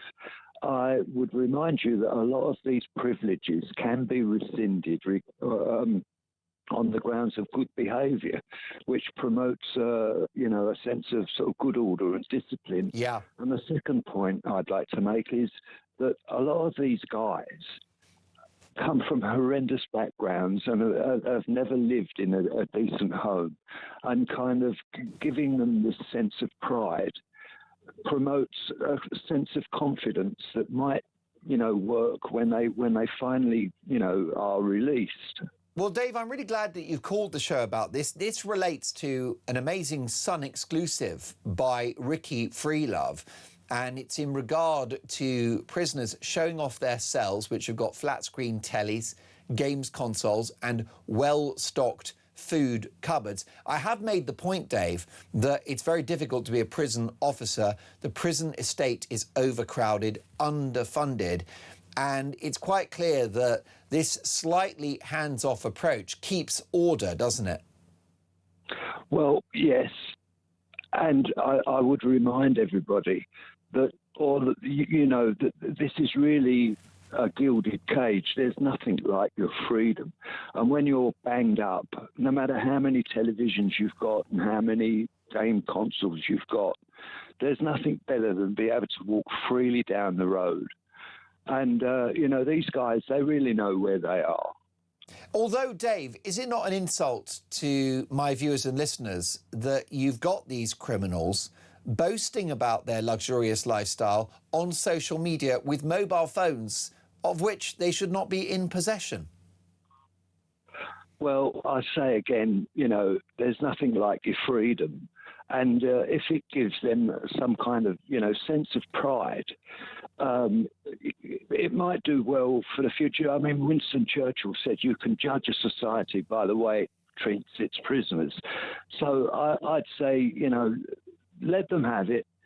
If it keeps good order and discipline and keeps the staff safe, I'm all for it. Dave, where would you draw the line, though? What about weed or spice in a prison cell? If you're a mind to, you can go down and see the medical officer, and you can be walking around like a zombie just by the medication that they dish out freely. So I think I'd monitor that. But these guys, I think they're there to be educated and not punished.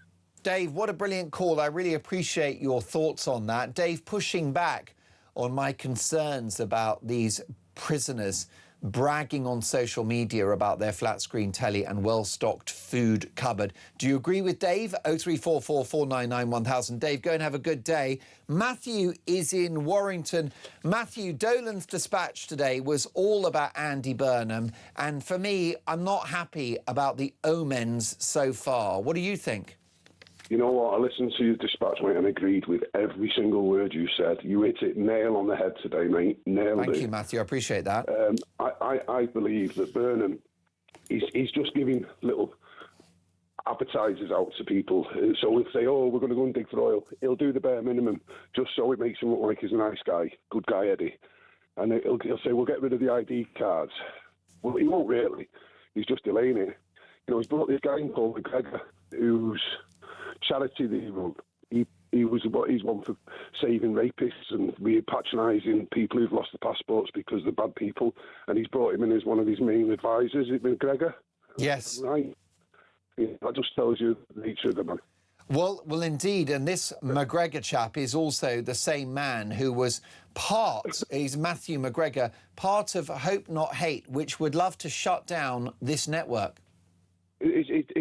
It's communism. It's communism. He's a socialist with a northern accent, and he's just going to go for us all. And he's going to come in, and everyone's going to. He's got the BBC and Sky. And they'll all make out he's a nice guy, but really he's just a wrong, like Starmer was. And we're doomed, mate. We've got 3 years. I do hope there is a general election, because it's like I'm out and about. I'm a delivery driver. I told you that before. I was talking to two tarmackers. Two lads tarmacking the road the other day. One was from Wigan, one from Warrington. Proper lads. And they're all going, yeah.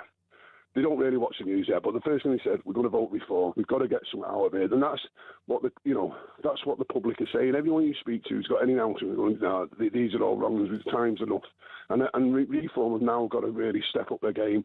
They've got to get some good policies in and get more people in, because the public are ready to vote reform. Because when it comes, there's going to be a landslide.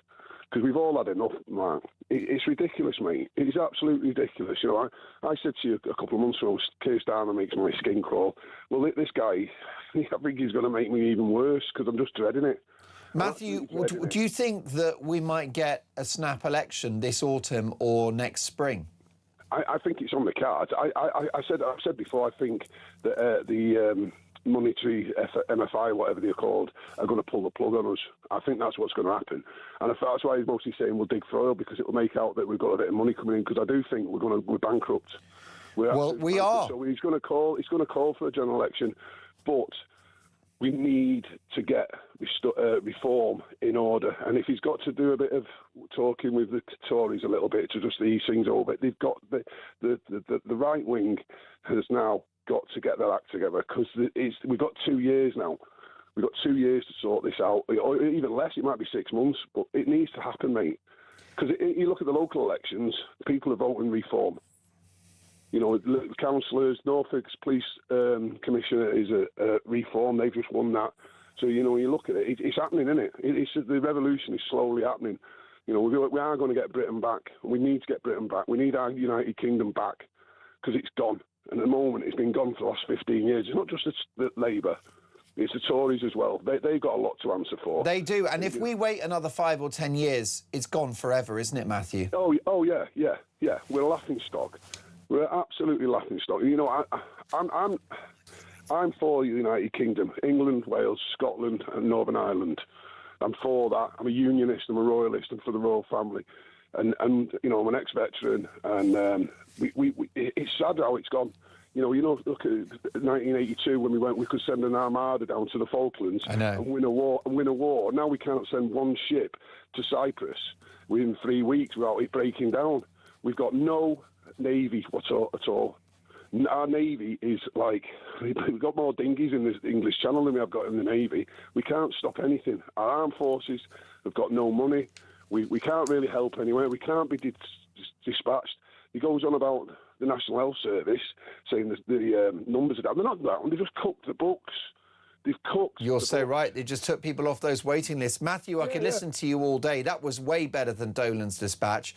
You talk so much sense, and I've missed having you on the show. So please get back in the habit of calling Talk Breakfast, Matthew, because we need your words of wisdom.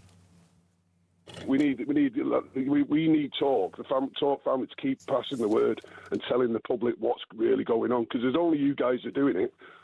So Matthew, we will try. Well, no, thank you, man. You're not allowed to thank us. We thank you, because this network is nothing without you, with all of your calls, your texts, your voice notes. Let's keep this conversation going. Do we need a general election? Next up, a TV news legend with his opinion.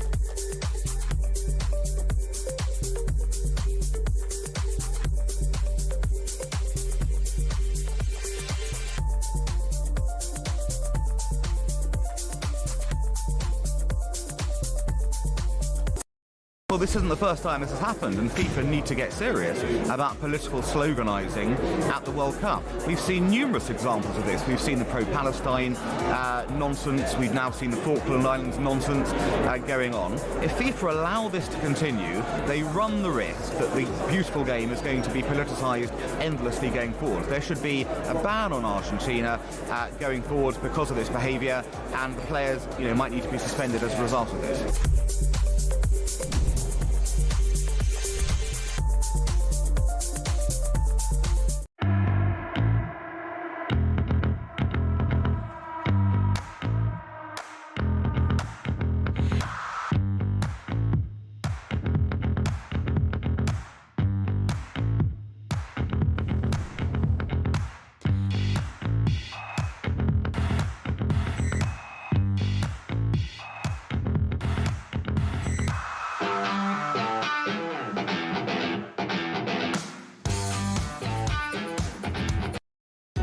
across the UK. On DAB+, on YouTube, on your mobile, and on your side. This is Talk. Talk Breakfast at 9:22. We're going to have a new Prime Minister tomorrow. It's going to be in Downing Street. It's going to be Andy Burnham, who addressed Labour Party members on Friday from the headquarters of the Trade Union Congress. Let's get reaction to that first speech on Friday and a preview of Andy Burnham's premiership in the company of TV news legend and Nigel Farage biographer Michael Crick. Good morning, Michael. Good morning. Really good to see you. And what did you make of Andy Burnham's speech on Friday? My perception is that the audience was the Labour Party rather than the country. Oh, definitely. And it was just a bunch of platitudes, really. It didn't really tell us much. I mean, all this stuff, I'm ready and so on. Well, he's not been very impressive since he was re-elected, or was re-elected as MP for Mayfield, re-elected to Parliament. He's made a couple of statements without questions from journalists. He's done a couple of interviews with sympathetic journalists. There's been hardly any scrutiny. We don't know where we're going with Burnham, really. I mean, we've had a few policy hints in the last few days. We don't know who's going to be his government. It's almost a blank page. I mean, I wish him well. He's a nice guy. He's a decent guy. He's the country is in deep trouble right now, and he's certainly a much more charismatic figure, a great communicator, and he's popular in certain parts of the country, and he's not really unpopular in the way that Starmer was pretty much everywhere. Okay, he'll have no scrutiny for the next 2 months, really, because the House of Commons won't be sitting, but maybe that will give him time to think about really what he's going to do, what his priorities are, and how he can drag us out of this mess. It is the most, it's really the worst legacy that anybody's had since Attlee in 1945. But Attlee did pretty well in the end. Most definitely. And it's challenging, isn't it, for Burnham, Michael, because he's promising his party change, but he's also going to stick to the original 2024 manifesto. How do you square that circle? Well, I think any commitment to the 2024 manifesto will be diluted and in certain cases abandoned when necessary. I mean, he has to say that sort of thing. He will do whatever he thinks is necessary in the particular area of policy, in my view. And yeah, that involves change in as much as Starmer was also committed to change. We don't know where we're going with Burnham, and I don't think he knows where he's going. I mean, he has had very little time to think this through. I mean, he was running Greater Manchester, which is a fairly big job until a few weeks ago, and he hasn't had years and years in opposition, as for instance, prime ministers do before they win a general election from having been leader of the opposition. In the way that Starmer had 4 years in opposition to think about how Labour were going to govern. Burnham has only had a few weeks and maybe the odd daydream out on country walks about what he might do. So the work's not been put in, and my fear is that things will be even worse than they were with Starmer in 2024, because Starmer, we now know. I mean, we knew anyway, but Morgan McSweeney confirmed it a week or two ago in an interview he did, that they had put so little thought into how and what they were going to do in government. The whole emphasis before 2024 was winning the general election, and boy, they won it handsomely, at least in terms of seats, but then they were a bit lost. And I think if they put more thought into what they were going to do before 2024, they wouldn't have made so many mistakes. And my fear is there's been even less thought gone into a Burnham government, simply because he hasn't had a team around him in the way that Starmer had. Starmer had a shadow cabinet. Well, Burnham hasn't had a shadow cabinet around him. He's had a half a dozen advisors in Manchester. So it really is, a leap into the unknown. And you called, Michael, this democratic deficit over 2 years ago because you were on the record before the election as complaining that Sir Keir Starmer and Labour as a movement were not facing enough scrutiny in that election campaign. Yes, and I think the same has happened over the last few weeks. It's almost as if the media have sort of, they've sort of stopped asking the right questions. They haven't been tough enough.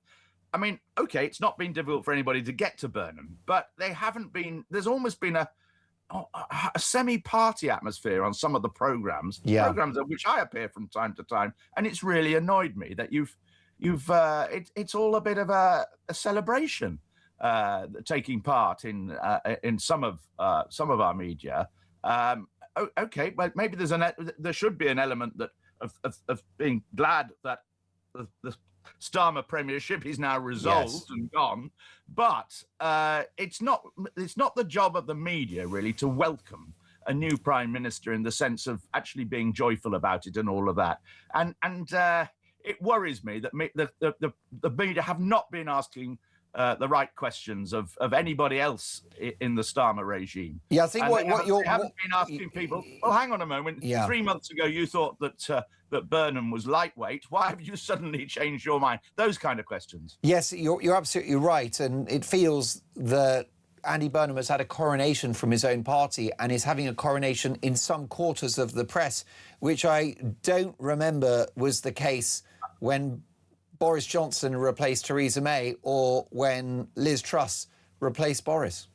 Well, I don't know how it's difficult to remember those now, and the extent of media scrutiny then and the extent of media criticism. But there has been a sense of triumph about it all in parts of the media, and I find that unhealthy. As journalists, we're meant to scrutinise everybody and hold everybody to account, and that has not been done properly in one or two cases, I think. And Michael, the country is deeply in the red. We live beyond our means. We borrowed around £23 billion in May just to keep the lights on. Half of that was on debt interest. Being Prime Minister, it's not a job you'd want. It's going to be a bumpy ride for Andy Burnham, isn't it? It's going to be a very bumpy ride.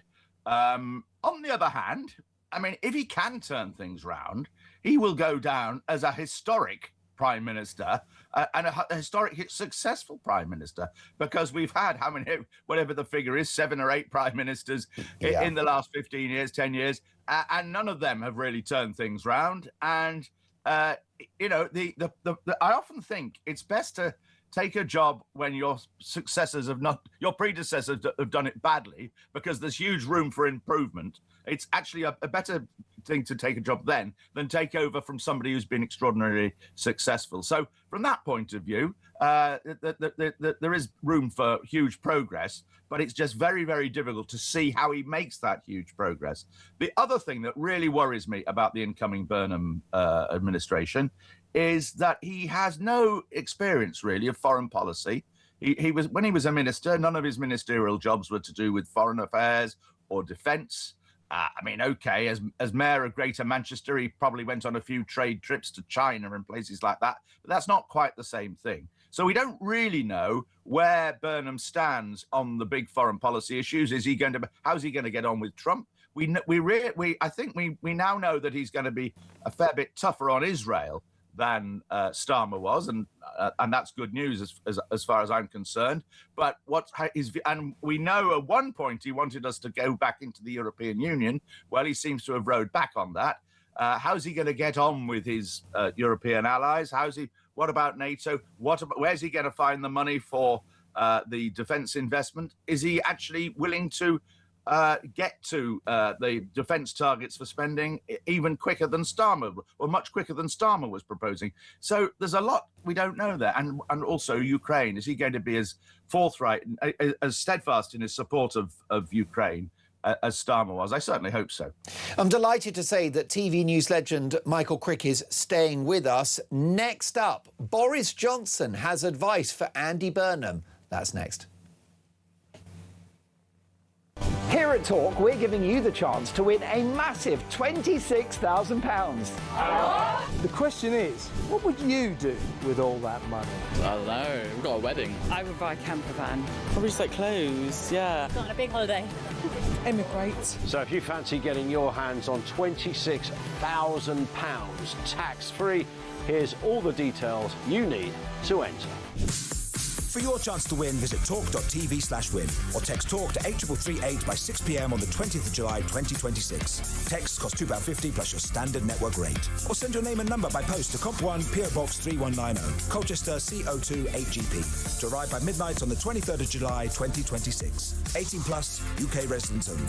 So for your chance to win, text TALK to 8338 now. This is a network promotion, full T's and C's at talk.tv/win.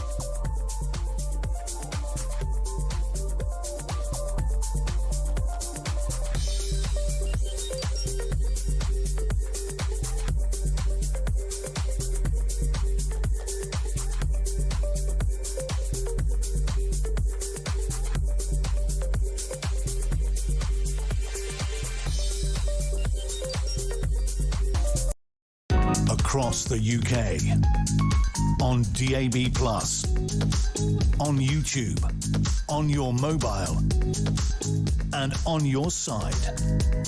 This is Talk. A big reaction to Dolan's dispatch. Teresa says, good morning, Mark. Superb dispatch. I would just add, stop foreign aid to Pakistan, no new visas, and deporting that vile child rapist and his entire family back to his country of origin. P.S. Lose that 5 o'clock shadow, please.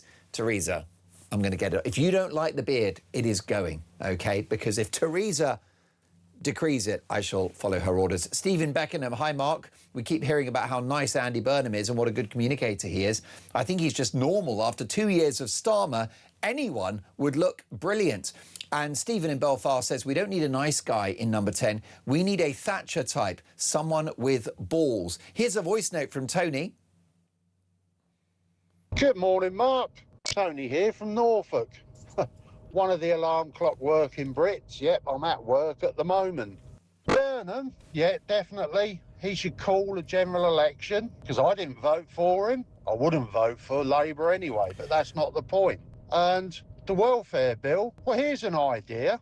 All those that are of fighting age on the welfare, why don't they conscript the army? They have to do 3 years Army, Navy or Air Force. That way they get to learn a trade and they can have a job when they come out of it. I suppose it's one way of settling it, isn't it? Otherwise, I'm working to pay for everyone to sit at home and do bugger all. But there again, that's what I've been doing for years anyway, I think. Great show as usual. Catch up soon. Top man, Tony, thank you for a great voice note. We're joined live by TV news legend Michael Crick. And Michael, what chance do you think there is that Andy Burnham will seek his own mandate with a snap election, potentially this autumn or the spring of next year? Almost no chance. I mean, he'd be mad to call an election certainly this autumn and probably next spring, because Labour is behind in the polls, and most Labour MPs would lose their seats, and he would go down as the man who massacred the Labour Party, which is not the sort of thing the party leader's meant to do. I mean, Theresa May showed the dangers of calling a snap election when it's not strictly necessary. When she called the election in 2017, you'll recall, when she called the election, the Conservatives were 21% ahead and had a majority of about 20, if I remember. And after 6 or 7 weeks of a very long campaign, so about 7 or 8 weeks of a campaign, she ended up with, she lost her majority and had a minority government. So that shows the dangers of calling a snap election when you don't need one. But I think the public resent having to have too many elections. And, you know, Labour have only been in 2 years. They are entitled to 5 years. And I think that if there was to be a general election, it would probably end up in a chaotic situation with lots of parties, some getting percentages somewhere in the 20s. Certainly the Conservatives, Labour and Reform would be in the 20s, the Liberal Democrats not far behind, and you would have, nobody would have a majority, and you would then have to cobble together some kind of coalition or an agreement. It would be chaotic, and it would wouldn't be the circumstances to get to grips with so many of the issues that Burnham has on his plate. On the other hand, if things go remarkably successfully and miracles happen and all sorts of wonderful things happen, and by next March or April, you know, Burnham is riding way up in the polls and Farage has been beaten by Count Binface in Blackburn and Kemi Badenoch has sort of plateaued, it might happen then if Labour, you know, really were to shoot up in the polls. But I'd bet against it. About a 1 in 10 chance of an election in the next 12 months, I'd say. Now, Boris Johnson has been speaking to Trevor Phillips on Sky News, Michael. He's given Andy Burnham some advice, saying that basically you don't have much time, so hit the ground running. He's also made some remarks about how to get immigration right. Take a listen to this. I'm a generous-minded sort of guy. I'm not going to discriminate against people because of where they come from. What I do think they need to do is be British. I think that over decades, we've been far too limp-wristed in insisting that people conform to our ideals and norms of our society. Give me an example of what you I think things like this. I think a lot of the stuff that people have been hearing about. I think a lot of the, you know, relations between the sexes. We should have treatment of women. Yeah, the grooming gangs, all this sort of stuff. You know, we haven't been tough enough in insisting on basic British norms of behaviour. Now, Michael Crick, Boris Johnson is not perhaps an ideological bedfellow of yours, but does he have a point about integration? Yes, he has a very good point about integration, and I think that there hasn't been. I agree with him. There hasn't been enough integration, and the one thing he didn't mention is that there are not enough migrants, or too many have not been learning English here. And I think that's part of integration as well. And maybe one needs to do things to the benefit system, that kind of thing, and actually say, well, you get 10% less unless you can show that you are learning English and you're making progress in learning English, that kind of integration. I mean, Boris Johnson's got to be careful because, of course, the immigration rose hugely on his watch. There's an immigration wave named after him. Yeah, the Boris wave, yes. I was just searching from that word, and you obviously realised and jumped in there and gave me a clue. No, I think Burnham is going to be tougher on immigration than people might expect. And I think that he's an admirer of, although the story seems to be that Shabana Mahmood is going to go to the Treasury as Chancellor. I think he is very conscious of public opinion on immigration and how we have to be tougher about the cross-channel boats and tougher about immigration in general. And I think he will be a pretty tough Prime Minister on that, in as much as he can be. And then there's the issue of the economy. That's the elephant in the room, isn't it, Michael? Because at the moment, we live beyond our means as a country. Some of the things that he might need to do, such as cut spending, will be very unpalatable, particularly to the left of the party, who have just made him Prime Minister. Well, not just the left of the party made him Prime Minister, the whole party has made him Prime Minister. True. And there hasn't even been an opponent, which does give him a lot of freedom.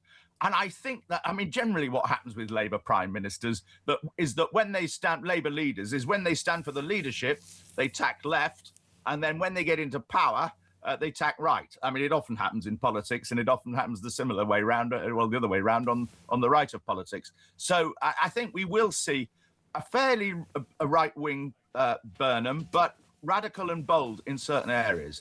And one of the interesting things is what he's going to do about the economy. Now, if it's Shabana Mahmood, I would have thought Shabana Mahmood is going to be fairly orthodox and, you know, tight on spending and tight on the commitments. The fiscal rules, the fiscal rules. And on the other hand, it looks like we're going to have Jim O'Neill, the former Goldman Sachs banker and he was a minister under David Cameron and George Osborne in the Conservative government 10 years ago, and also Andy Haldane, the former chief economist at the Bank of England. Now, they are said to have radical ideas of finding extra money for investment and spending that don't actually add to the debt. I don't know how they quite do that, but there may be ways of sort of massaging the rules or whatever that will help Burnham get out of that incredibly tight squeeze that makes it very, very difficult for him to invest and to sort of give the boost that the British economy needs. I mean, the other thing I think Burnham needs to do very early on is he needs to take advantage of the fact that he was elected unopposed and everybody in the Labour Party is saying how wonderful he is, to get a grip on the welfare spending in the way that Starmer so miserably failed to do in his 2 years in office. And so that I think is going to be it should be an early move by him. And the other thing that I think will be an early move by him is getting to grips with social care for once, finally, because that is an issue that affects so many of us. And if it doesn't affect us now, it may well affect us later.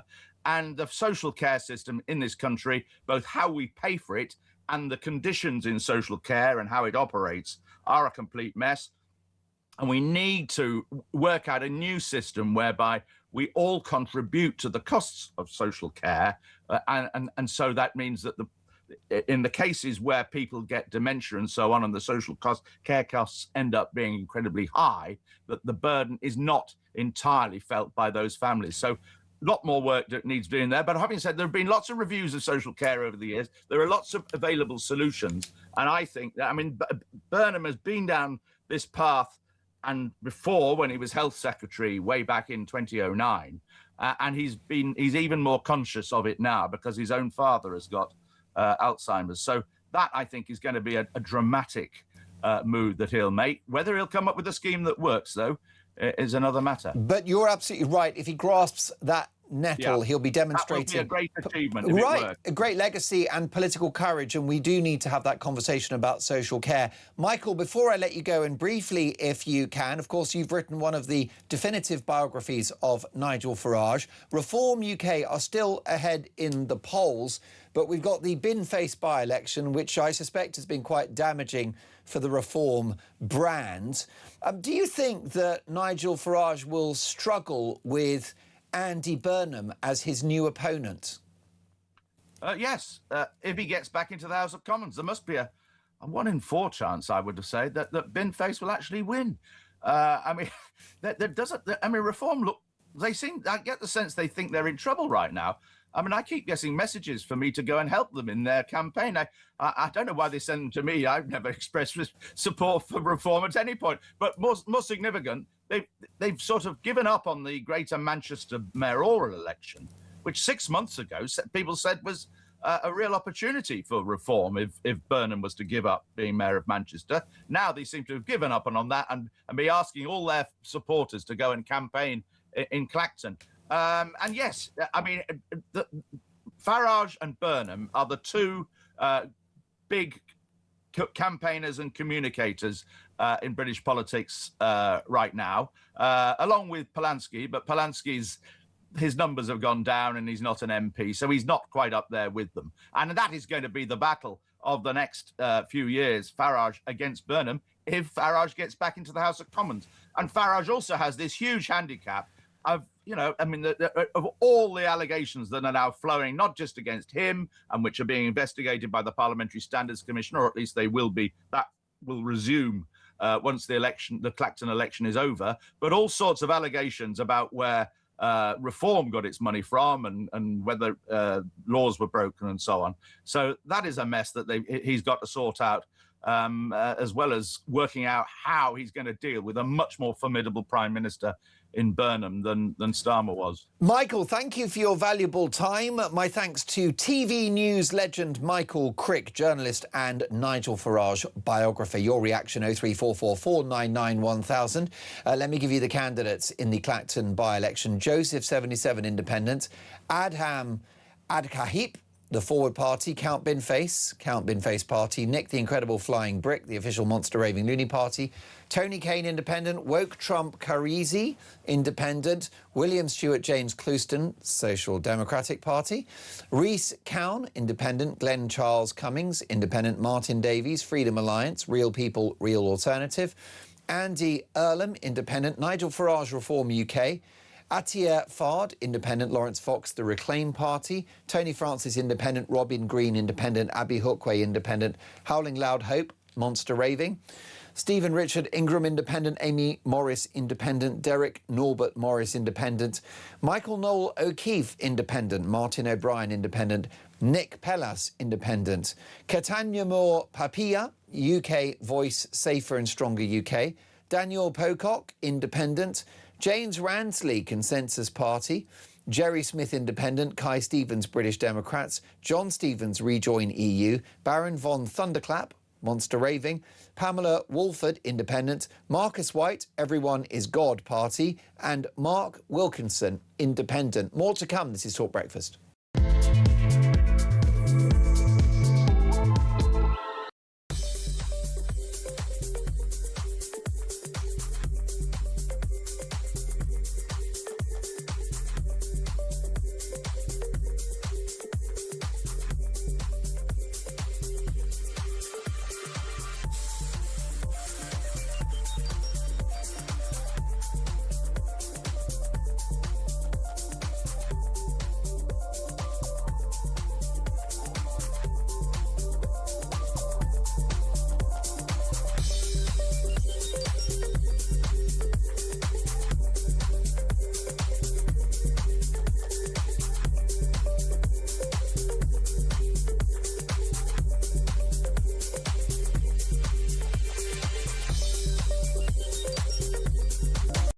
Well, this isn't the first time this has happened, and FIFA need to get serious about political sloganising at the World Cup. We've seen numerous examples of this. We've seen the pro-Palestine nonsense. We've now seen the Falkland Islands nonsense going on. If FIFA allow this to continue, they run the risk that the beautiful game is going to be politicised endlessly going forward. There should be a ban on Argentina going forward because of this behaviour, and the players, might need to be suspended as a result of this.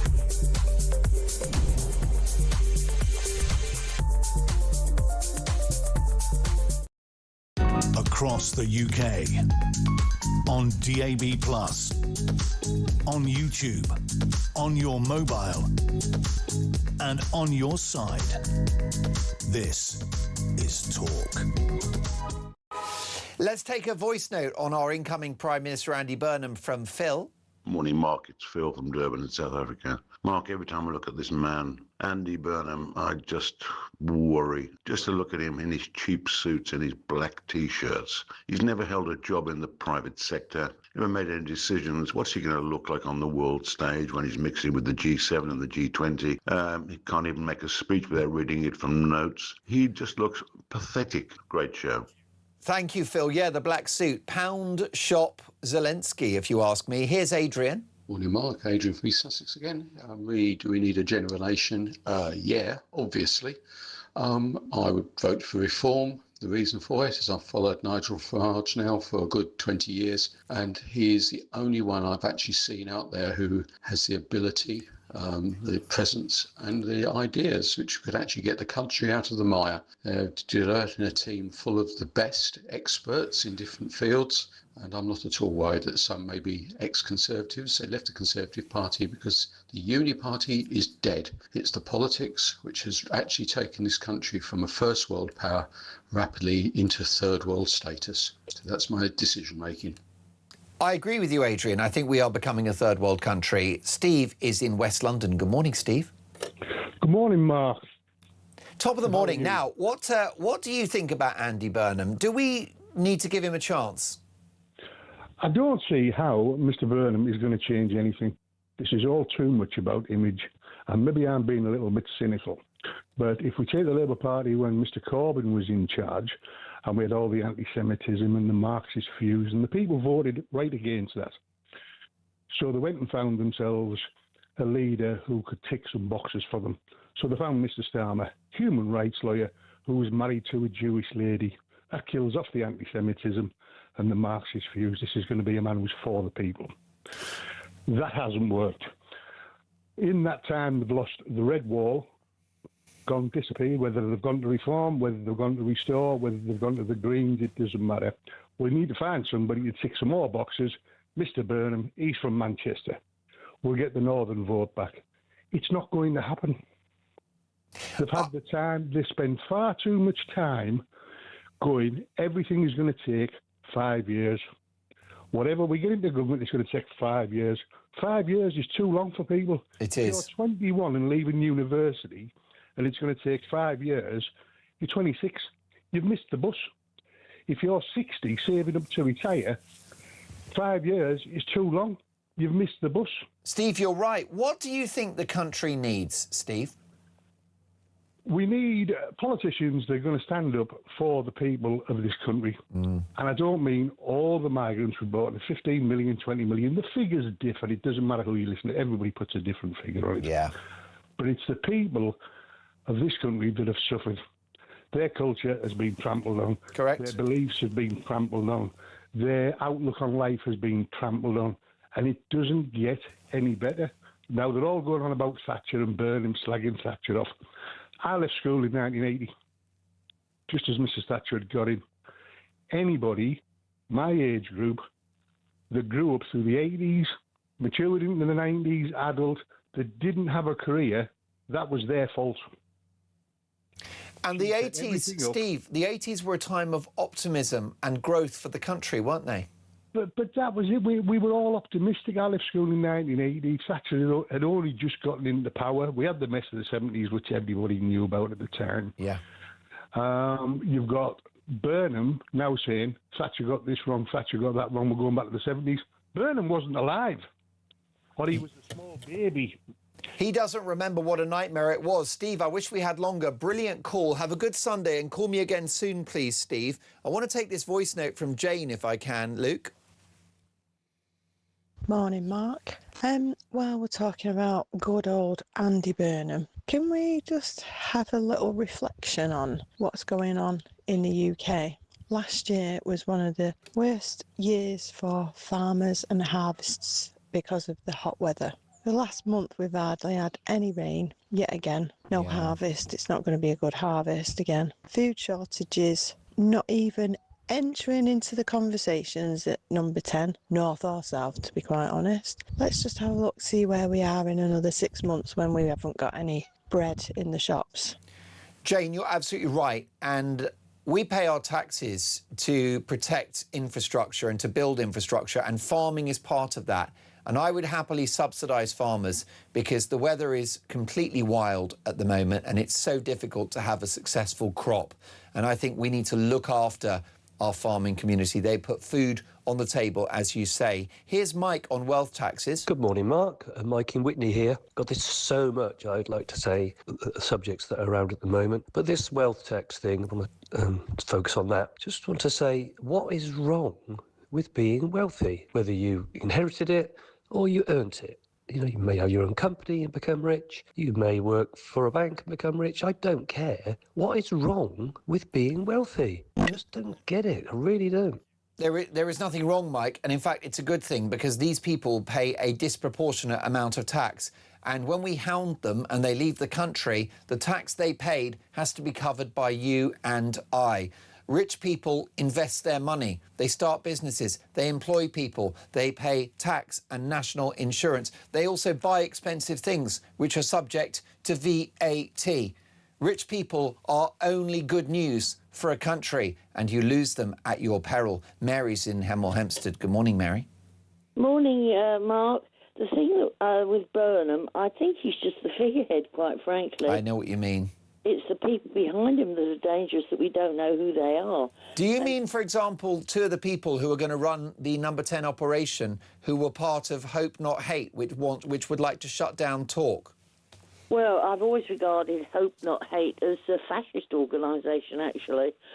But my biggest worry is that who are the people behind the scenes, because he's a weak man, he wants to be liked by everybody, and it's going to finish up, what a great problem for Britain. He might be worse than Starmer by the end of it, Mary. He might well be, but unfortunately he'll be the face of it and he'll have to take the can. But you were just talking earlier, and I can't remember what you were just saying before I came on. Was it about wealth taxes? Yes. Yeah, that's the point. Why is it in this country, and we've always been like it, if you start up a business and become an employer, because you're an employer, you're penalised. But if you don't go in to start a business not to make profit, but if you're an employer and you go bust, then there are no employees. Well, it's a very good point, which is a lot more costly for the state. Generally, because to be an employee, okay, not everybody is able to be an entrepreneur. But if you're an employee, at least if you're working, you've got independence, you've got a clearer mind. But it seems to be in this country, we always seem to want to penalise people who will start up a business, make a success of it, do well, make money, and then suddenly they're regarded as parasites and living on the state. Well, Mary, in the 80s, we had a pro-business Prime Minister in Margaret Thatcher. By 87, economic growth was at 5.3% annually. And we were in the black. Right. We had no debt. And look at where we are now. Well, Mrs. Thatcher used national income to pay down the national debt. So we were literally reducing our liabilities. Now we're growing them. We didn't have the mass unemployment we've got now. I know there